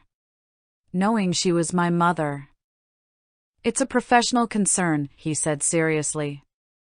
She pressed her lips together. Strictly, he said. Something moved in her expression, the mask catching it, slowing it, not quite stopping it. You're impossible, she said. Consistently, he agreed. She turned and walked away, Her corridor, the right one. Lyra, he said. She slowed. There it is, he said. She stopped walking entirely. The smile, he said. Just now. Half of one. I saw it. A pause. Good night, she said, and kept walking. He watched her until she turned the corner. Then he went the long way back to his room, through the corridor that wasn't his, which added 4 minutes to the walk. Worth it. Chapter 8. Senior Intake Specialist. The Western Wing, the central hub.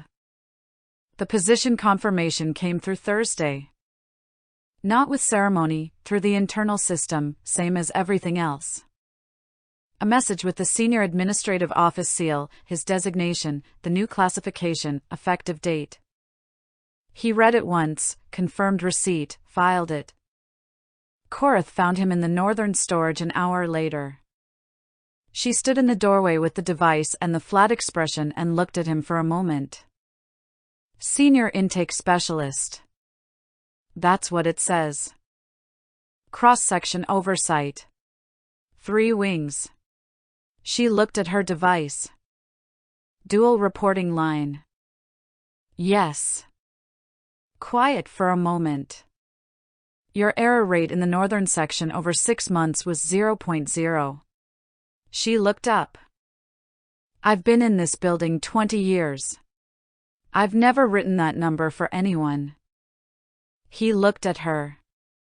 Don't make me regret the format variation. The format variation was your idea. I know.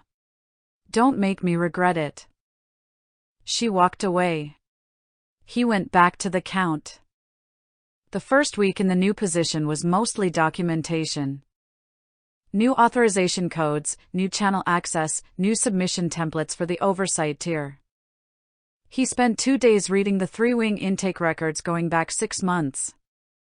Building a picture of the whole operation the way he'd built the picture of the northern storage, from the outside in, looking for the shape of the problems before he looked at the problems themselves. What he found was that the eastern wing was the cleanest by a significant margin. Not because it was the most carefully managed. It was cleaner because the problems had been found and corrected. The western and northern wings had the same category of issues he'd found in the eastern section months ago. They'd just been there longer and nobody had been looking. He made a list. Prioritized by impact. Submitted nothing yet. Dravat watched him reading records for 2 days and said, on the 3rd day, how bad? Manageable. For who? For the operation. Less manageable for the people responsible for the sections where the problems are.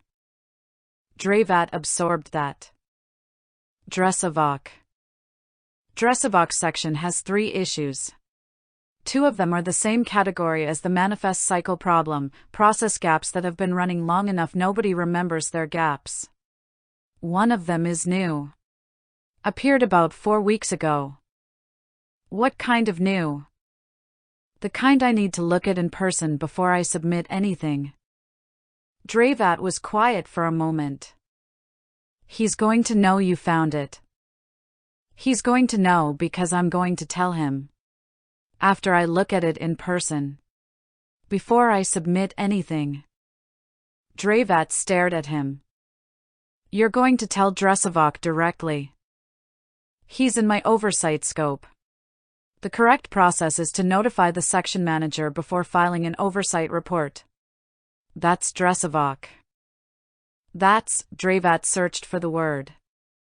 Technically correct. Technically is the only kind of correct there is. Dravat closed their eyes. He went to the Western Supply section on a Tuesday. Not announced, oversight visits didn't require announcement, that was the point, but not covert either. He signed the visitor log with his new authorization code and started with the intake records. The section felt different from the eastern wing. Older, in the way buildings feel older when they've been run the same way for a long time. The processes had the particular rigidity of things that had calcified, not wrong exactly, just unmoved. Nobody had looked at them in years and they'd gotten comfortable being unlooked at. He spent an hour with the records. Then he found the new issue. Transfer logs, stock moving between the Western Supply section and an adjacent department at a frequency that didn't match the request records. Not a big variance. Small enough to look like administrative rounding. But it was consistent, and it had a rhythm to it, and rhythms meant decisions. He photographed the relevant pages. Then he went to find the section manager. Dressavock's section manager was not Dressavock, it was a mid-level administrator named Orvith. Compact and careful-looking, with the particular energy of someone who had been managing a difficult situation for a while and had gotten good at not showing it. He introduced himself. Orvith looked at the authorization code. Looked at him. Senior Intake Specialist. Cross-section oversight. I found 2 process gaps in the intake records, same category as the manifest cycle issue in the Eastern Wing. I can walk you through both, and 1 transfer log variance I'd like to understand before I file anything. He paused. I wanted to talk to you directly first. Orvith was quiet for a moment. Before Dressavock. You're the section manager. That makes you my first contact. Something moved in Orvith's expression. The loosening of something that had been held tight. The transfer log. You know about it. A pause. I know about it. They talked for 40 minutes. By the end, Radivoj had a clear picture. The variance was a requisition workaround. Something Dressavock had implemented months ago to move stock between departments without going through the formal request process, which was slow and required approvals from 2 tiers above his section. The workaround was faster. It was also undocumented and technically outside protocol. Not malicious. Just the kind of thing people did when the formal system was too slow and nobody was looking. He filed it as a process gap rather than a conduct issue.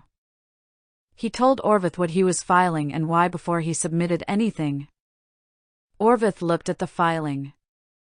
You could have made this worse. I filed what I found. The process gap is real. The characterization is accurate. Dressavock will know it was you. Dressavock will know because I'm telling him. This afternoon. Orvith stared at him. That's procedure, Radivoj said. Section managers and above get notified of oversight findings before the report is formally processed. Dressavock is above section manager. I know. So I'm telling both of you. He left Orvith with the documentation and went to find Dressavock. Dressavock was in his office. He had an office, which was a thing Radivoj hadn't known until the new position gave him building access at the tier where offices existed. It was small, deliberate, with the house mark on the wall in the good version, the one with the capped chevron. The shelving was organized in a way that had been thought about. He knocked on the open door. Dressavock looked up. The expression that moved across his face when he saw who it was did several things in rapid sequence and landed on something professionally controlled and personally not. Senior Intake Specialist. I wanted to notify you before the oversight report processes. He set the documentation on Dressavock's desk. 2 process gaps in the intake records, both flagged as systemic, not conduct, and 1 transfer log variance I've filed as a process gap. I talked to Orvith first. You're the second notification. Report goes to the Senior Administrative Office end of day. Dressavock looked at the documentation. Didn't touch it. You came here yourself. Procedure. You could have sent the notification through the system. I could have. I thought direct notification was more appropriate. Dresevok looked at him with the long narrow face and the expression of someone doing a thorough and very controlled assessment of a situation they had not anticipated arriving in. The transfer log variance. Filed as a process gap. Not a conduct issue. The characterization is in the documentation. You had a choice about that characterization. I filed what the evidence supported. A long silence. Dresevok looked at the documentation. Picked it up. Read the first page. You documented the workaround as a systemic response to an approval process that runs too slow. That's what the evidence shows. You could have characterized it differently. I filed what the evidence supported.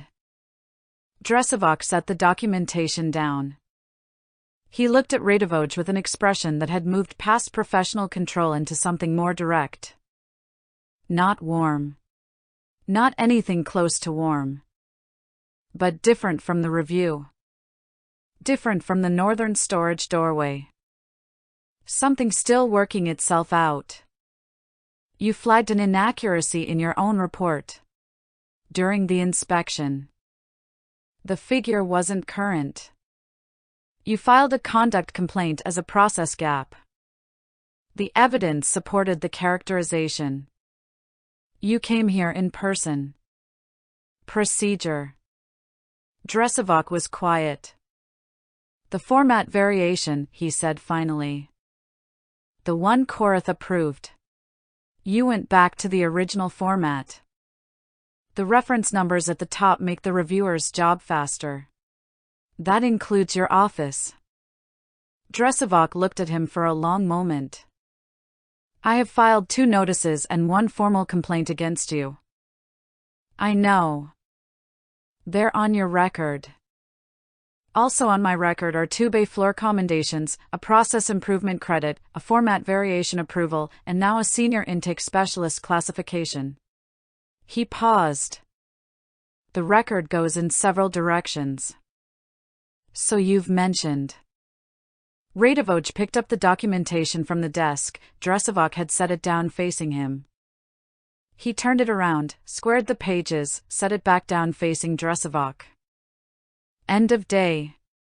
If you have questions about any of the findings before it processes, I'm in the eastern wing. He left.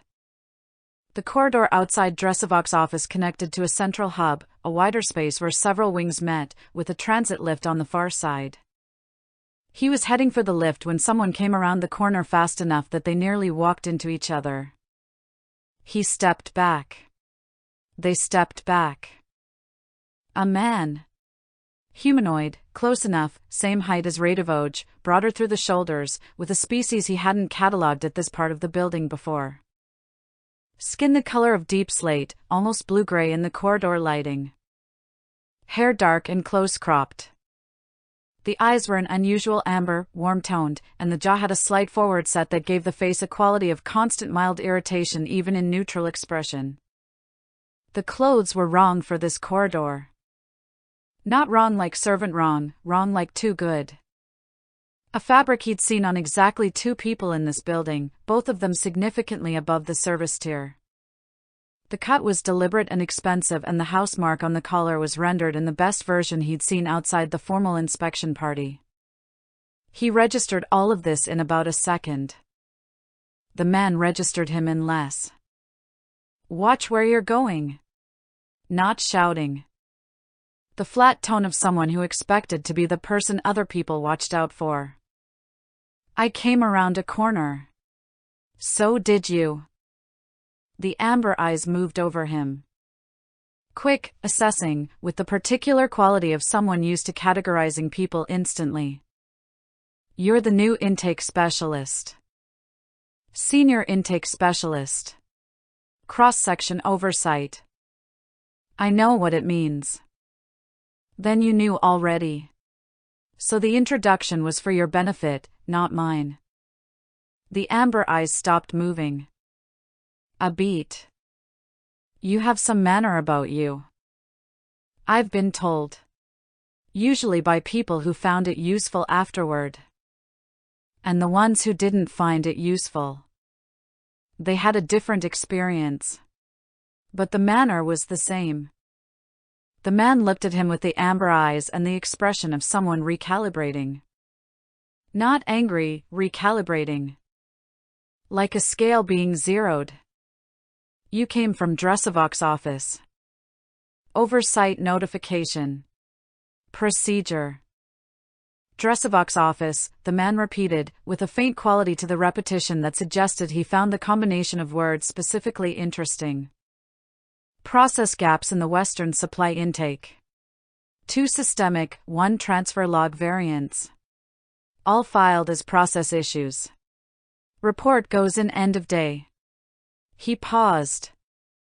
If you're connected to the Western supply section, I'd suggest reading the report when it processes. The process gaps affect the intake schedule. The man was quiet.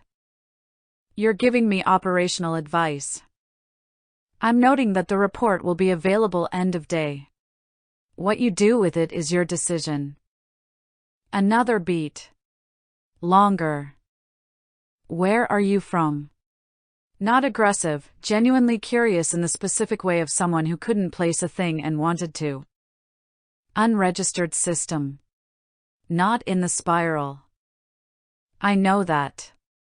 It's in the record. You've read my record. I've read several records today. Yours was in the stack. He absorbed that without reacting. Jersey, Ohio. Small place. You won't find it. The amber eyes held on him. No. I don't imagine I will.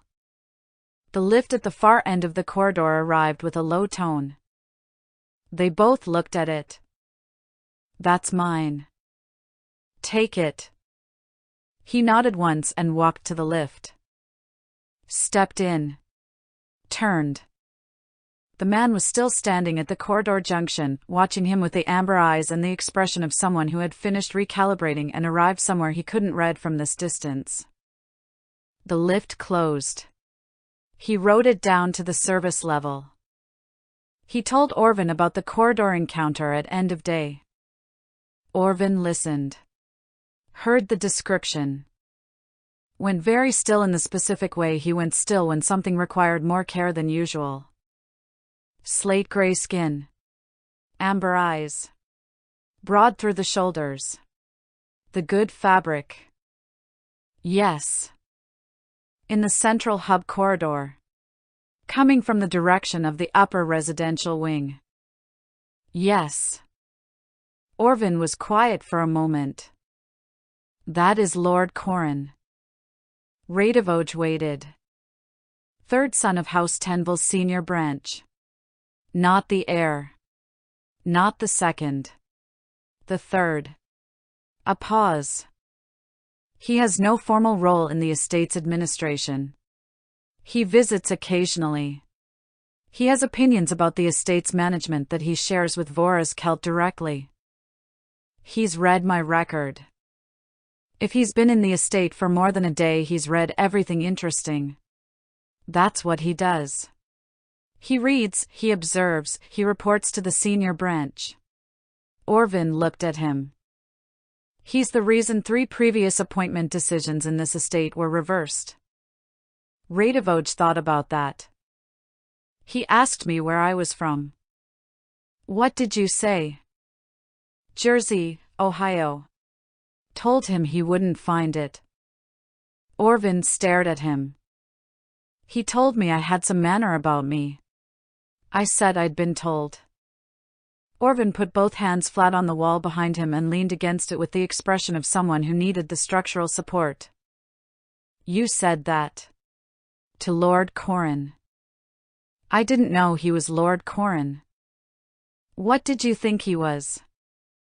Someone who knew what senior intake specialist meant and had read my record. I adjusted accordingly. You adjusted. To Lord Corrin. By giving him operational advice. I mentioned the report would be available end of day. That's information, not advice. Radivoj. He was in the corridor near Dressavox's office. He needed to know the report was processing. He's a noble. I know that now. You didn't then. No. And if you had known. Radivoj thought about it. I would have mentioned the report was available end of day. Orvin looked at the ceiling for a long time. My uncle is going to find this very funny. I am not going to tell him. I am going to tell him immediately after dinner. Did he seem angry? Orvin looked back down. Lord Corran. He considered it genuinely. No. Based on what you're describing, no. He seemed interested. That's what I thought. That's not necessarily better.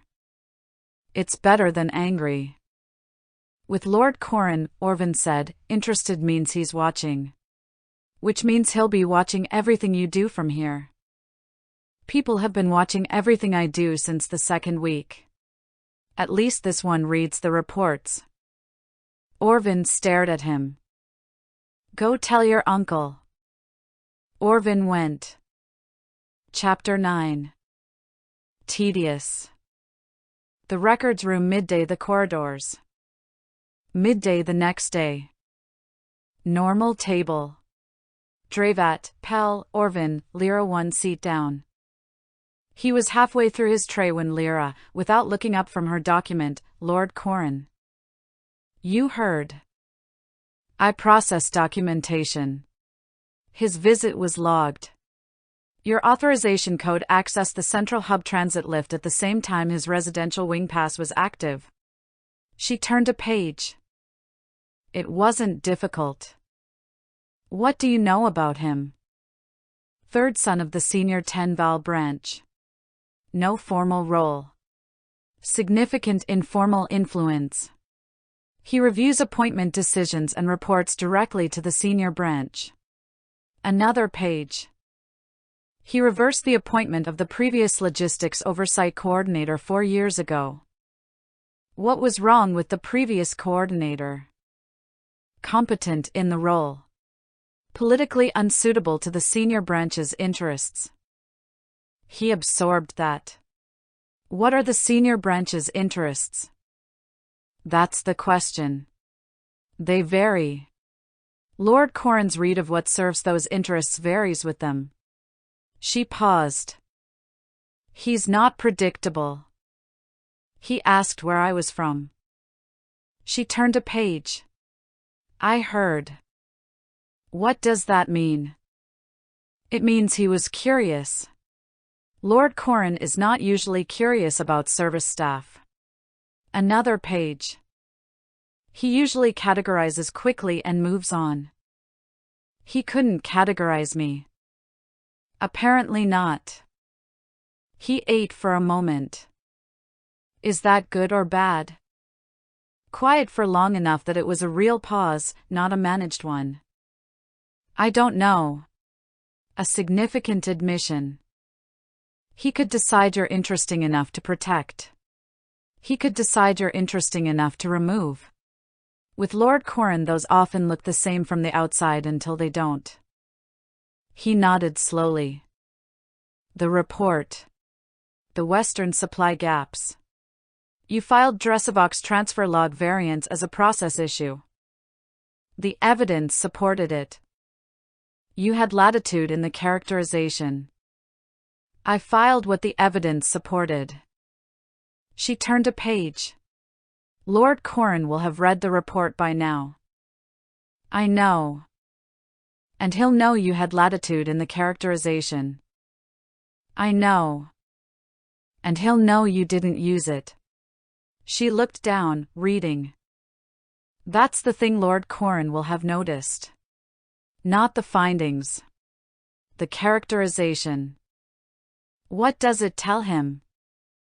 Quiet for a moment. That you file what the evidence supports. Not what would be most useful to you. He ate. She read. After a while, still looking at the document, the grain dish today. He looked at the grain dish. Looked at her. It's warm. Rotations back. Yes. They ate. He glanced at her. Actually reading now, pace right, page turns at proper intervals. He waited.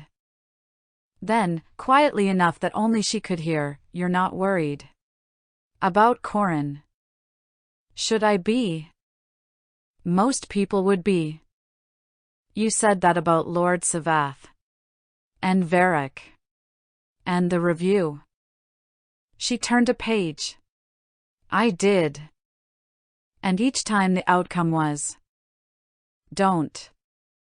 I was going to say manageable. You were going to say fine. And then I'd have to sit here while you were correct about it, which I find," she paused, selecting the word, "tedious." Tedious. Consistently.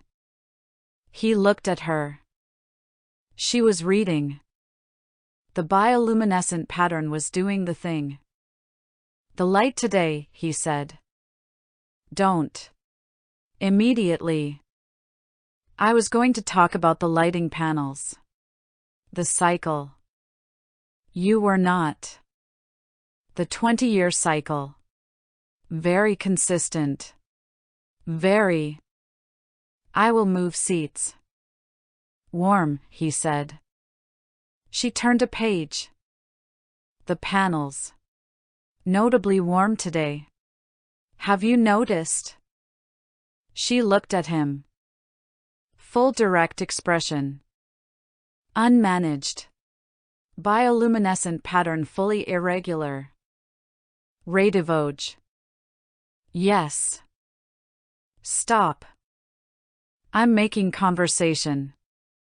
You're being insufferable. Those aren't mutually exclusive. Something moved at the corner of her mouth. He saw it. Said nothing about it. Just picked up his cup and drank and looked at the far wall with the expression of someone who hadn't seen anything at all. She went back to her document. The page turn came a beat late. He filed that too. Thursday. He was in the Eastern Intake Records room, cross-referencing three-wing throughput data. The room was small, document-heavy, not a place people came unless they had a reason. Lord Corin came in. Looked at what Radivoj was doing. Sat down across the table without asking. Radivoj looked at him. Corin looked at the documents. The Western Supply Report. Processed last Thursday. The process gaps are being corrected. The transfer log variants. Filed as a process gap. You had latitude in that characterization. The amber eyes steady. Assessing. Not hostile. Thorough. I filed what the evidence supported. Dresovok. Has 2 notices and a formal complaint on my record. The characterization was accurate regardless. Regardless, Corin repeated. The evidence is what it is. How I feel about Dresovok doesn't change what the evidence shows. Corin was quiet for a moment. Lady Vishari filed a report. Insufficient deference. In the administrative corridor. You knew she was going to file it. I thought it was possible. And you said what I said. The same thing I'd have said if I'd known she was going to file it. The amber eyes held on him. Steady. You're consistent. Not a compliment exactly. Not a compliment. I work the same way regardless of who's watching. It's easier. Easier. I don't have to remember which version of myself I was in which room. There's only one version. It's less work.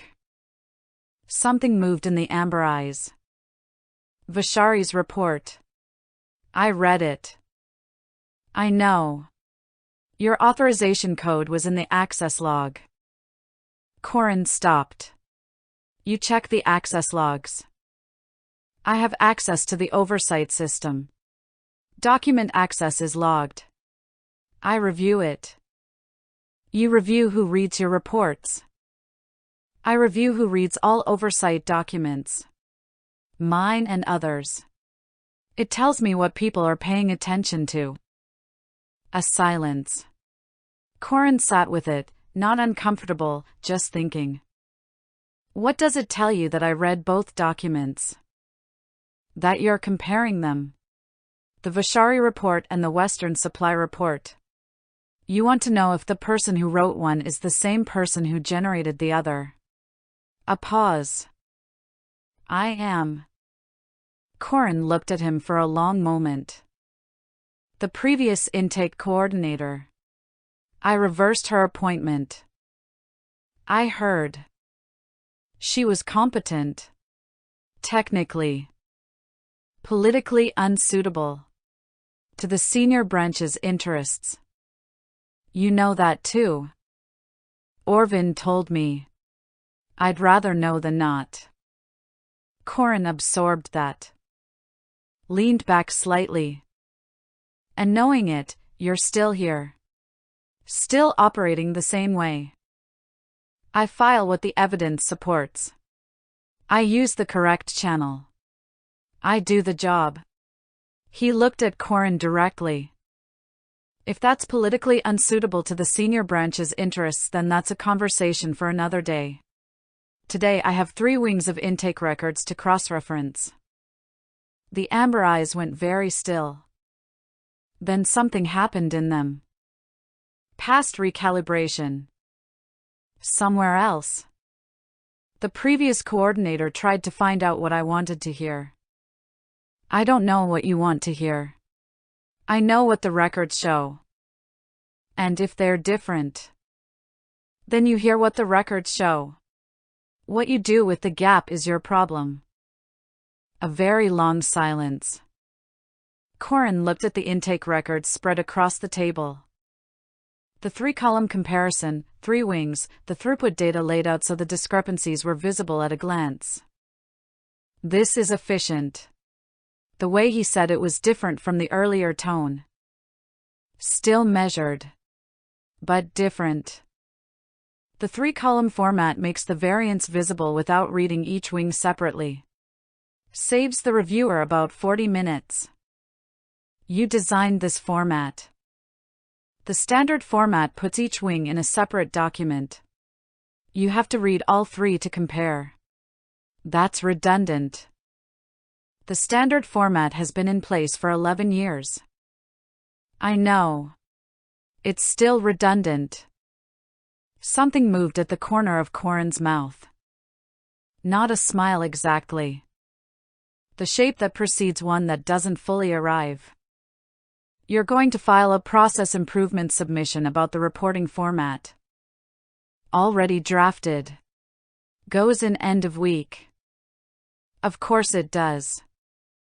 He stood. Looked at the comparison one more time. The Vashari report. It'll sit on the record. Next to the commendations. The record goes in several directions. Flat. Informational. Exact tone Radivoj had used in Dresovok's office. Radivoj looked at him. You read the review transcript. I read everything, Corin said, and left. He told Lyra about it that evening in the corridor outside the submission office. She listened without interrupting, which was how she listened to things that mattered. When he finished, she was quiet. He quoted you. The record goes in several directions. Yes. He came to the records room. She looked at the corridor ahead, processing. Not summoned through the system. Not a corridor encounter. He came to a specific room where you were working. Yes. He hasn't done that for anyone in this estate in 7 years. He absorbed that. Lyra. Don't say it's fine. I wasn't going to. She looked at him. I was going to say the corridor lighting in this section is notably different from the main wing. Something about the panel placement. Have you noticed? I'm going to my room. The warmth. Specifically. It has a quality. Good night. That I find. She turned the corner. He heard it before she was fully around it, the small sound, the one she couldn't always redirect in time when he caught her off guard. He stood in the corridor. Filed it next to the half-smile and the grain dish declaration and the thing she'd said about the things that matter. Went to his room. Chapter 10. Drink your drink. The receiving bay midday the lounge. Friday. Varric came through the receiving bay at mid-afternoon and set a document on Radivoj's manifest stack without preamble. He picked it up. Read it. His freight team's throughput comparison. Last 6 months against the previous 6. 8% throughput increase. Error rate down 4 points. Staging conflict significantly reduced. The scale recalibration. Part of it. Varric folded his arms. The staging report fixed a bottleneck that had been running 11 months. My team lead found 2 additional inefficiencies after reading your report format. They submitted them through the correct channel. Radivoj looked up. Your team lead submitted them. I told them to use the new format. The 3-column comparison. He nodded at the draft improvement submission visible on Radivoj's device. Before it was officially filed. It hasn't processed yet. The format is self-evident. I didn't need the official filing to use it. Radivoj looked at the comparison again. This is good work. Your teams. They found it because the format made it visible. Varric picked up the comparison and folded it. Credit lands where it lands. He started to leave. Stopped. The Vishari report. Still not turning around. She files reports about many things. Hers tend to be read and filed. A pause. Yours tend to be read and acted on. He left. The rust-colored crew lead, nearby, did the 2-tap on a crate. Radivoj did the 2-tap back on the manifest stack without looking up. The first noble he properly annoyed wasn't Corin. It was a woman named Lady Vishari. He didn't know her name when it happened. He learned it afterward, through Orvin, in a corridor, with the entertained and worried expression at full operational capacity. It happened in the Upper Eastern Administrative Corridor on a Tuesday. He was there legitimately, new authorization code, oversight visit, cross-referencing intake records.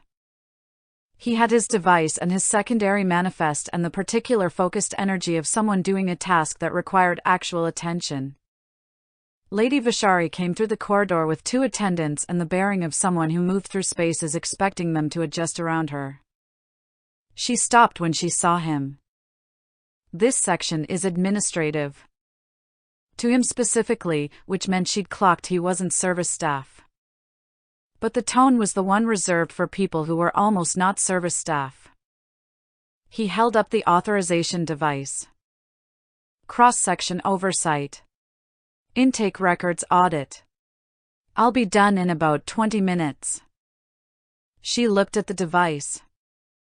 You're the new intake specialist. Senior intake specialist. Cross-section oversight. I know what the title means. The tone of someone who found the clarification mildly offensive. Then the introduction was for your benefit. Not mine. One of the attendants made a small sound. Lady Vishari processed several things. You have work to do, she said finally. Clipped. the verbal equivalent of a door closing. 20 minutes. Then I'll be out of your corridor. She moved past him. He went back to the intake records. He found out who she was at midday. Orvin. The expression. Lady Vishari. Minor noble? Radivoj set down his manifest. Less minor than Savath. More minor than Corin. She oversees the household cultural calendar. Orvin leaned against the doorframe. She and Dresovok have a working relationship. Of course they do. She filed a report this morning. About conduct in the administrative corridor. Radivoj looked at him. What conduct? You told her the introduction was for her benefit and not yours. She said she knew what the title meant. I agreed. You agreed in a way that implied she'd been unnecessary. She had been unnecessary. She already knew the title. She said so. Orvin put his hand over his face. The report. Where does it go? Orvin lowered his hand. Senior Administrative Office. Copied to Lord Corin's office. And to Vora's Celt's Administrative Secretary. What's the complaint? Insufficient deference. In an administrative corridor. I showed her my authorization. I told her the timeline. I said I'd be done in 20 minutes. You also implied she was unnecessary. She was. Radivoj. She knew the title. She said so. Orvin looked at him for a long moment. My uncle would like me to remind you that nobles don't operate on a logic of necessity. I know. I'm aware of that. And yet, Radivoj agreed. The grain dish problem came back on a Wednesday. Not the dish itself, the crew. Third-day kitchen rotation had changed again, the new configuration running slower on the prep side, which meant the midday service was backed up by about 12 minutes and the grain dish was coming out lukewarm instead of warm. Radivoj ate it. Didn't complain. Pell complained. At length. With specifics. Dravat ate theirs with the focused neutrality of someone who had made a philosophical decision to not have opinions about grain dishes. Lyra came in mid-complaint, sat down, looked at her tray, tried the grain dish, and set her utensil down. It's cold. Lukewarm. Functionally cold. The rotation changed. Prep side is slower. Add 12 minutes to everything. She looked at him. How do you know that? I came through the service corridor at 10th bell. Kitchen crew was running behind on the grain prep. You can tell from the steam output, less than usual, which means the batch started late. She looked at her grain dish. You timed the steam. I noticed the steam. There's a difference. She picked her utensil back up. Ate the grain dish with the expression of someone who had decided to file this under things that were simply true about their life now. Pell was watching this exchange with the open fascination of someone who had stopped pretending they weren't watching. Pell, Dravat said. I'm not doing anything. You're doing a face. This is my normal face. It isn't. Midday. Normal configuration. Lyra came in. Sat down. One seat. Opened the document case. The table did the thing where everyone became very focused on their food simultaneously. Pell cracked first. How's your morning been? Fine, Lyra said, turning a page. Good. Good. They ate something. Lady Aretha's visit went well apparently. Dravat closed their eyes. Lyra turned another page. I heard. She stayed longer than usual. In the eastern wing specifically. Pell, Dravat said. I'm just noting the visit. I don't regret anything, Radivoj said. The table went quiet. Lyra's page turned slowed. About the inspection. The ventilation flag. The updated error rate. All of it. He picked up his cup. Including the answer I gave Lady Aerith about the administrative staff. Lyra turned her page. Very deliberately. Specifically, he continued, the part about carrying herself well. I've thought about it since. I stand by it. Accurate assessment. No notes. Orvin was looking at the ceiling. Pell was pressing both hands flat on the table. Dravat had picked up their cup and was holding it in both hands and looking at the middle distance with the expression of someone who had found a still point in a moving world and was clinging to it. Lyra was reading. Or performing reading. The page hadn't moved in 30 seconds. Strictly professionally, Radivoj added. A very specific quality of silence. He looked at her. There it was. Not dramatic. Just a warmth that moved up from her jaw along the bioluminescent pattern, altering the frequency of it slightly, and settled at her cheekbones in a way that had nothing to do with the rooms. Lighting. She was looking at the document. The document was not doing anything interesting. Nobody else was looking at her, Pell at the table, Dravat at the middle distance, Orvin at the ceiling. They'd all missed it. He looked back at his tray. Filed it. 8. 20 minutes later the table had recovered into normal midday rhythm. He glanced at Lyra. Actually reading now, pace right, page turns at proper intervals. Back to the mask, everything managed. He waited. Then, quietly enough that only she could hear, the light's different in here today. She didn't look up. The lighting panels are on a cycle. It's consistent. Must be something else then. She turned a page. He looked back at his tray. 30 seconds passed. Stop, she said, very quietly. I'm eating. You know what I mean. I genuinely don't. I made an observation about the lighting. The lighting is Radivoj.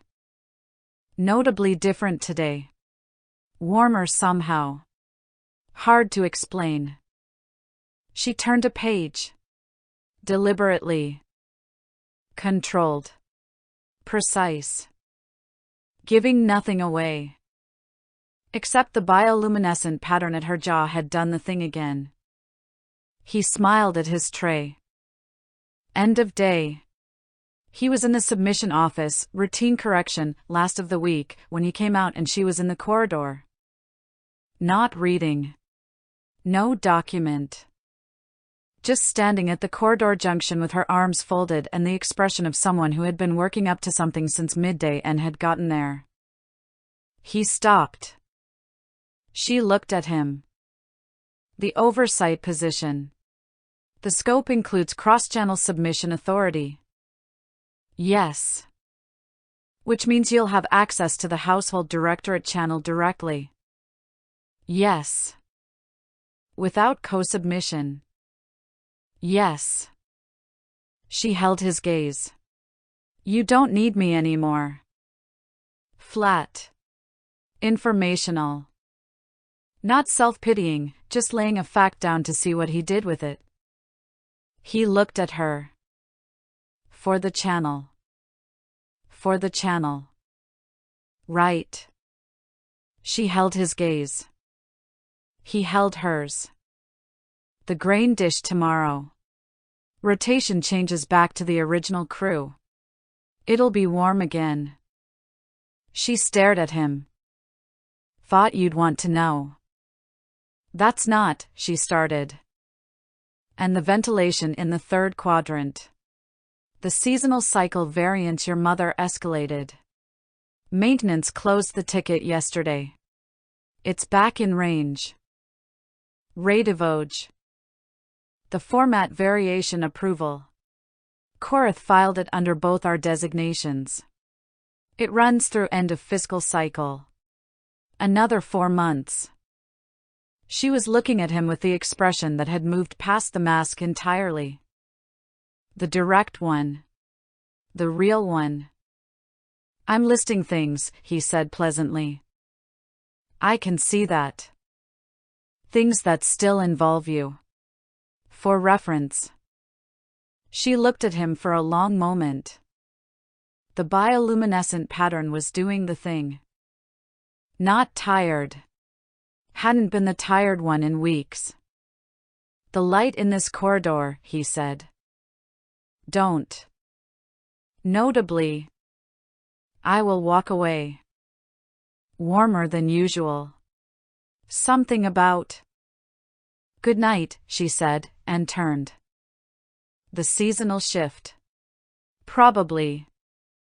She walked away with the very particular energy of someone who was not going to give him the satisfaction of looking back. 4 steps. 5. 6. At 7 she stopped. Still didn't turn around. You still need me, she said, to the corridor ahead of her, for the things that matter. He didn't say anything. The channel is just a channel. I know. A pause. Good. She kept walking. He stood in the corridor until she turned the corner. Then he went back to his room. Lay on the cot. Looked at the ceiling. The things that matter. He filed that one carefully, in the specific place, next to the smile.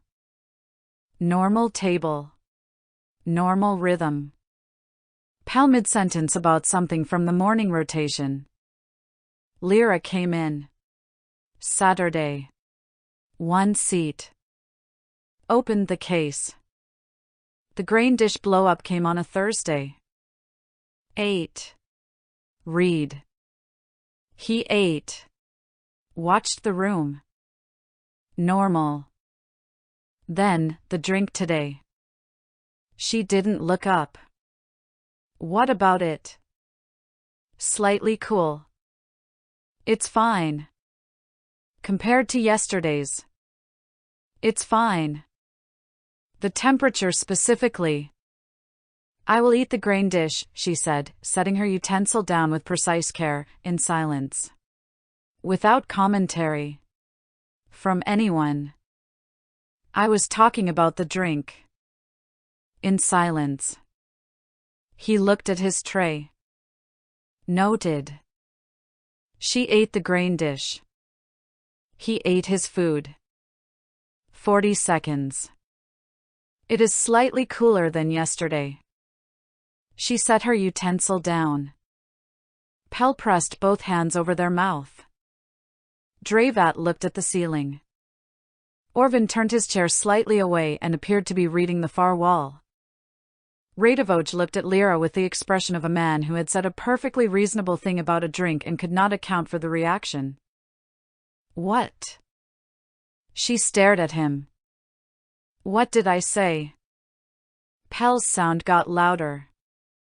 I'm asking a genuine question. About the drink. The temperature of the drink is relevant to. Stop. Flat. Very flat. I'm not doing anything. You are doing something. Her jaw was doing the thing where she was holding an expression in place through active effort. Specifically and deliberately. I'm making observations. About the food. Which is. Pell lost it. Not dramatically, the kind that arrives fully formed and can't be redirected. A short burst, immediately suppressed, which made it worse, which made it come out again. Dravat put their cup down and looked at the table with great interest in nothing specific. Orvin had his hand over his mouth. Radivoj looked at Lyra with the expression of a man who had simply been discussing the temperature of his drink and was surrounded by inexplicable behavior. I don't know what's happening. Yes, you do. Very quiet. Very certain. I genuinely don't. Radivoj. The drink. He gestured at it gently. Is it the same temperature as yours or? She stood up. Picked up her tray. Picked up the document case. Looked at him with an expression fighting extremely hard not to be what it was. I'm going to eat at the other table. I think the grain dish there is the same temperature, he said helpfully. She walked to the other table. Sat down. Opened the document case. Began reading. The three of them remaining watched this in silence. Pell was still going quietly. Dravat said, to no one specific, you know exactly what you're doing. The drink really is slightly cool. Stop. I'm just. Stop. He looked at his tray. Ate. Said nothing else. From the other table, without looking up from her document. I can hear you not talking. He looked up. Pell gave up entirely. She came back to the bench the next day. Same seat. Same distance. Document case. Secondary stack. He said nothing about it. She said nothing about it. They ate. After about 4 minutes, still looking at her document, the drink today is the correct temperature. Good to know. A pause. The grain dish is also acceptable. Noted. She turned a page. He ate. Dravat, across the table, looked between them with the expression of someone watching something they had decided to simply accept as a feature of their daily life. Saturday. The lounge. End of week. More people than usual, the maintenance crew at full attendance, several from the kitchen rotation he hadn't seen there before. The pours were slightly better, which meant someone had contributed something personal. He was at the usual table with Dravat and Pell when Lyra came in. The room noticed. Not dramatically, a small shift in the ambient attention. She was in better clothes than her work clothes but not formal. The kind of thing you put on when you've thought about what you're wearing without wanting it to look like you've thought about what you're wearing. She scanned the room. Found the table. Came over. Sat down. Not 1 seat away. The usual seat. But she sat, which was the thing. Pell looked at her. Looked at Radivoj. Looked at the ceiling. Dravat refilled their cup with the careful energy of someone handling this moment with great neutrality. You came. I said I'd think about it. She looked at the table, the people, the room. You said it like it wasn't going to happen. I thought about it.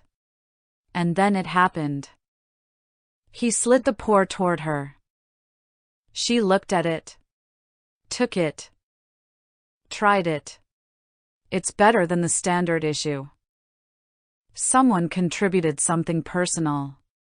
Happens occasionally. She looked around the room. Taking it indifferently from how she read a room in administrative contexts. Less assessing. More present. The 3-finger gesture. She watched the maintenance crew across the room. Half the service floor does it when you walk past. I know. What does it mean? We see you. When what someone does and what they are match. She was quiet. The maintenance crew started it. The small one. First few weeks. She looked at the maintenance crew.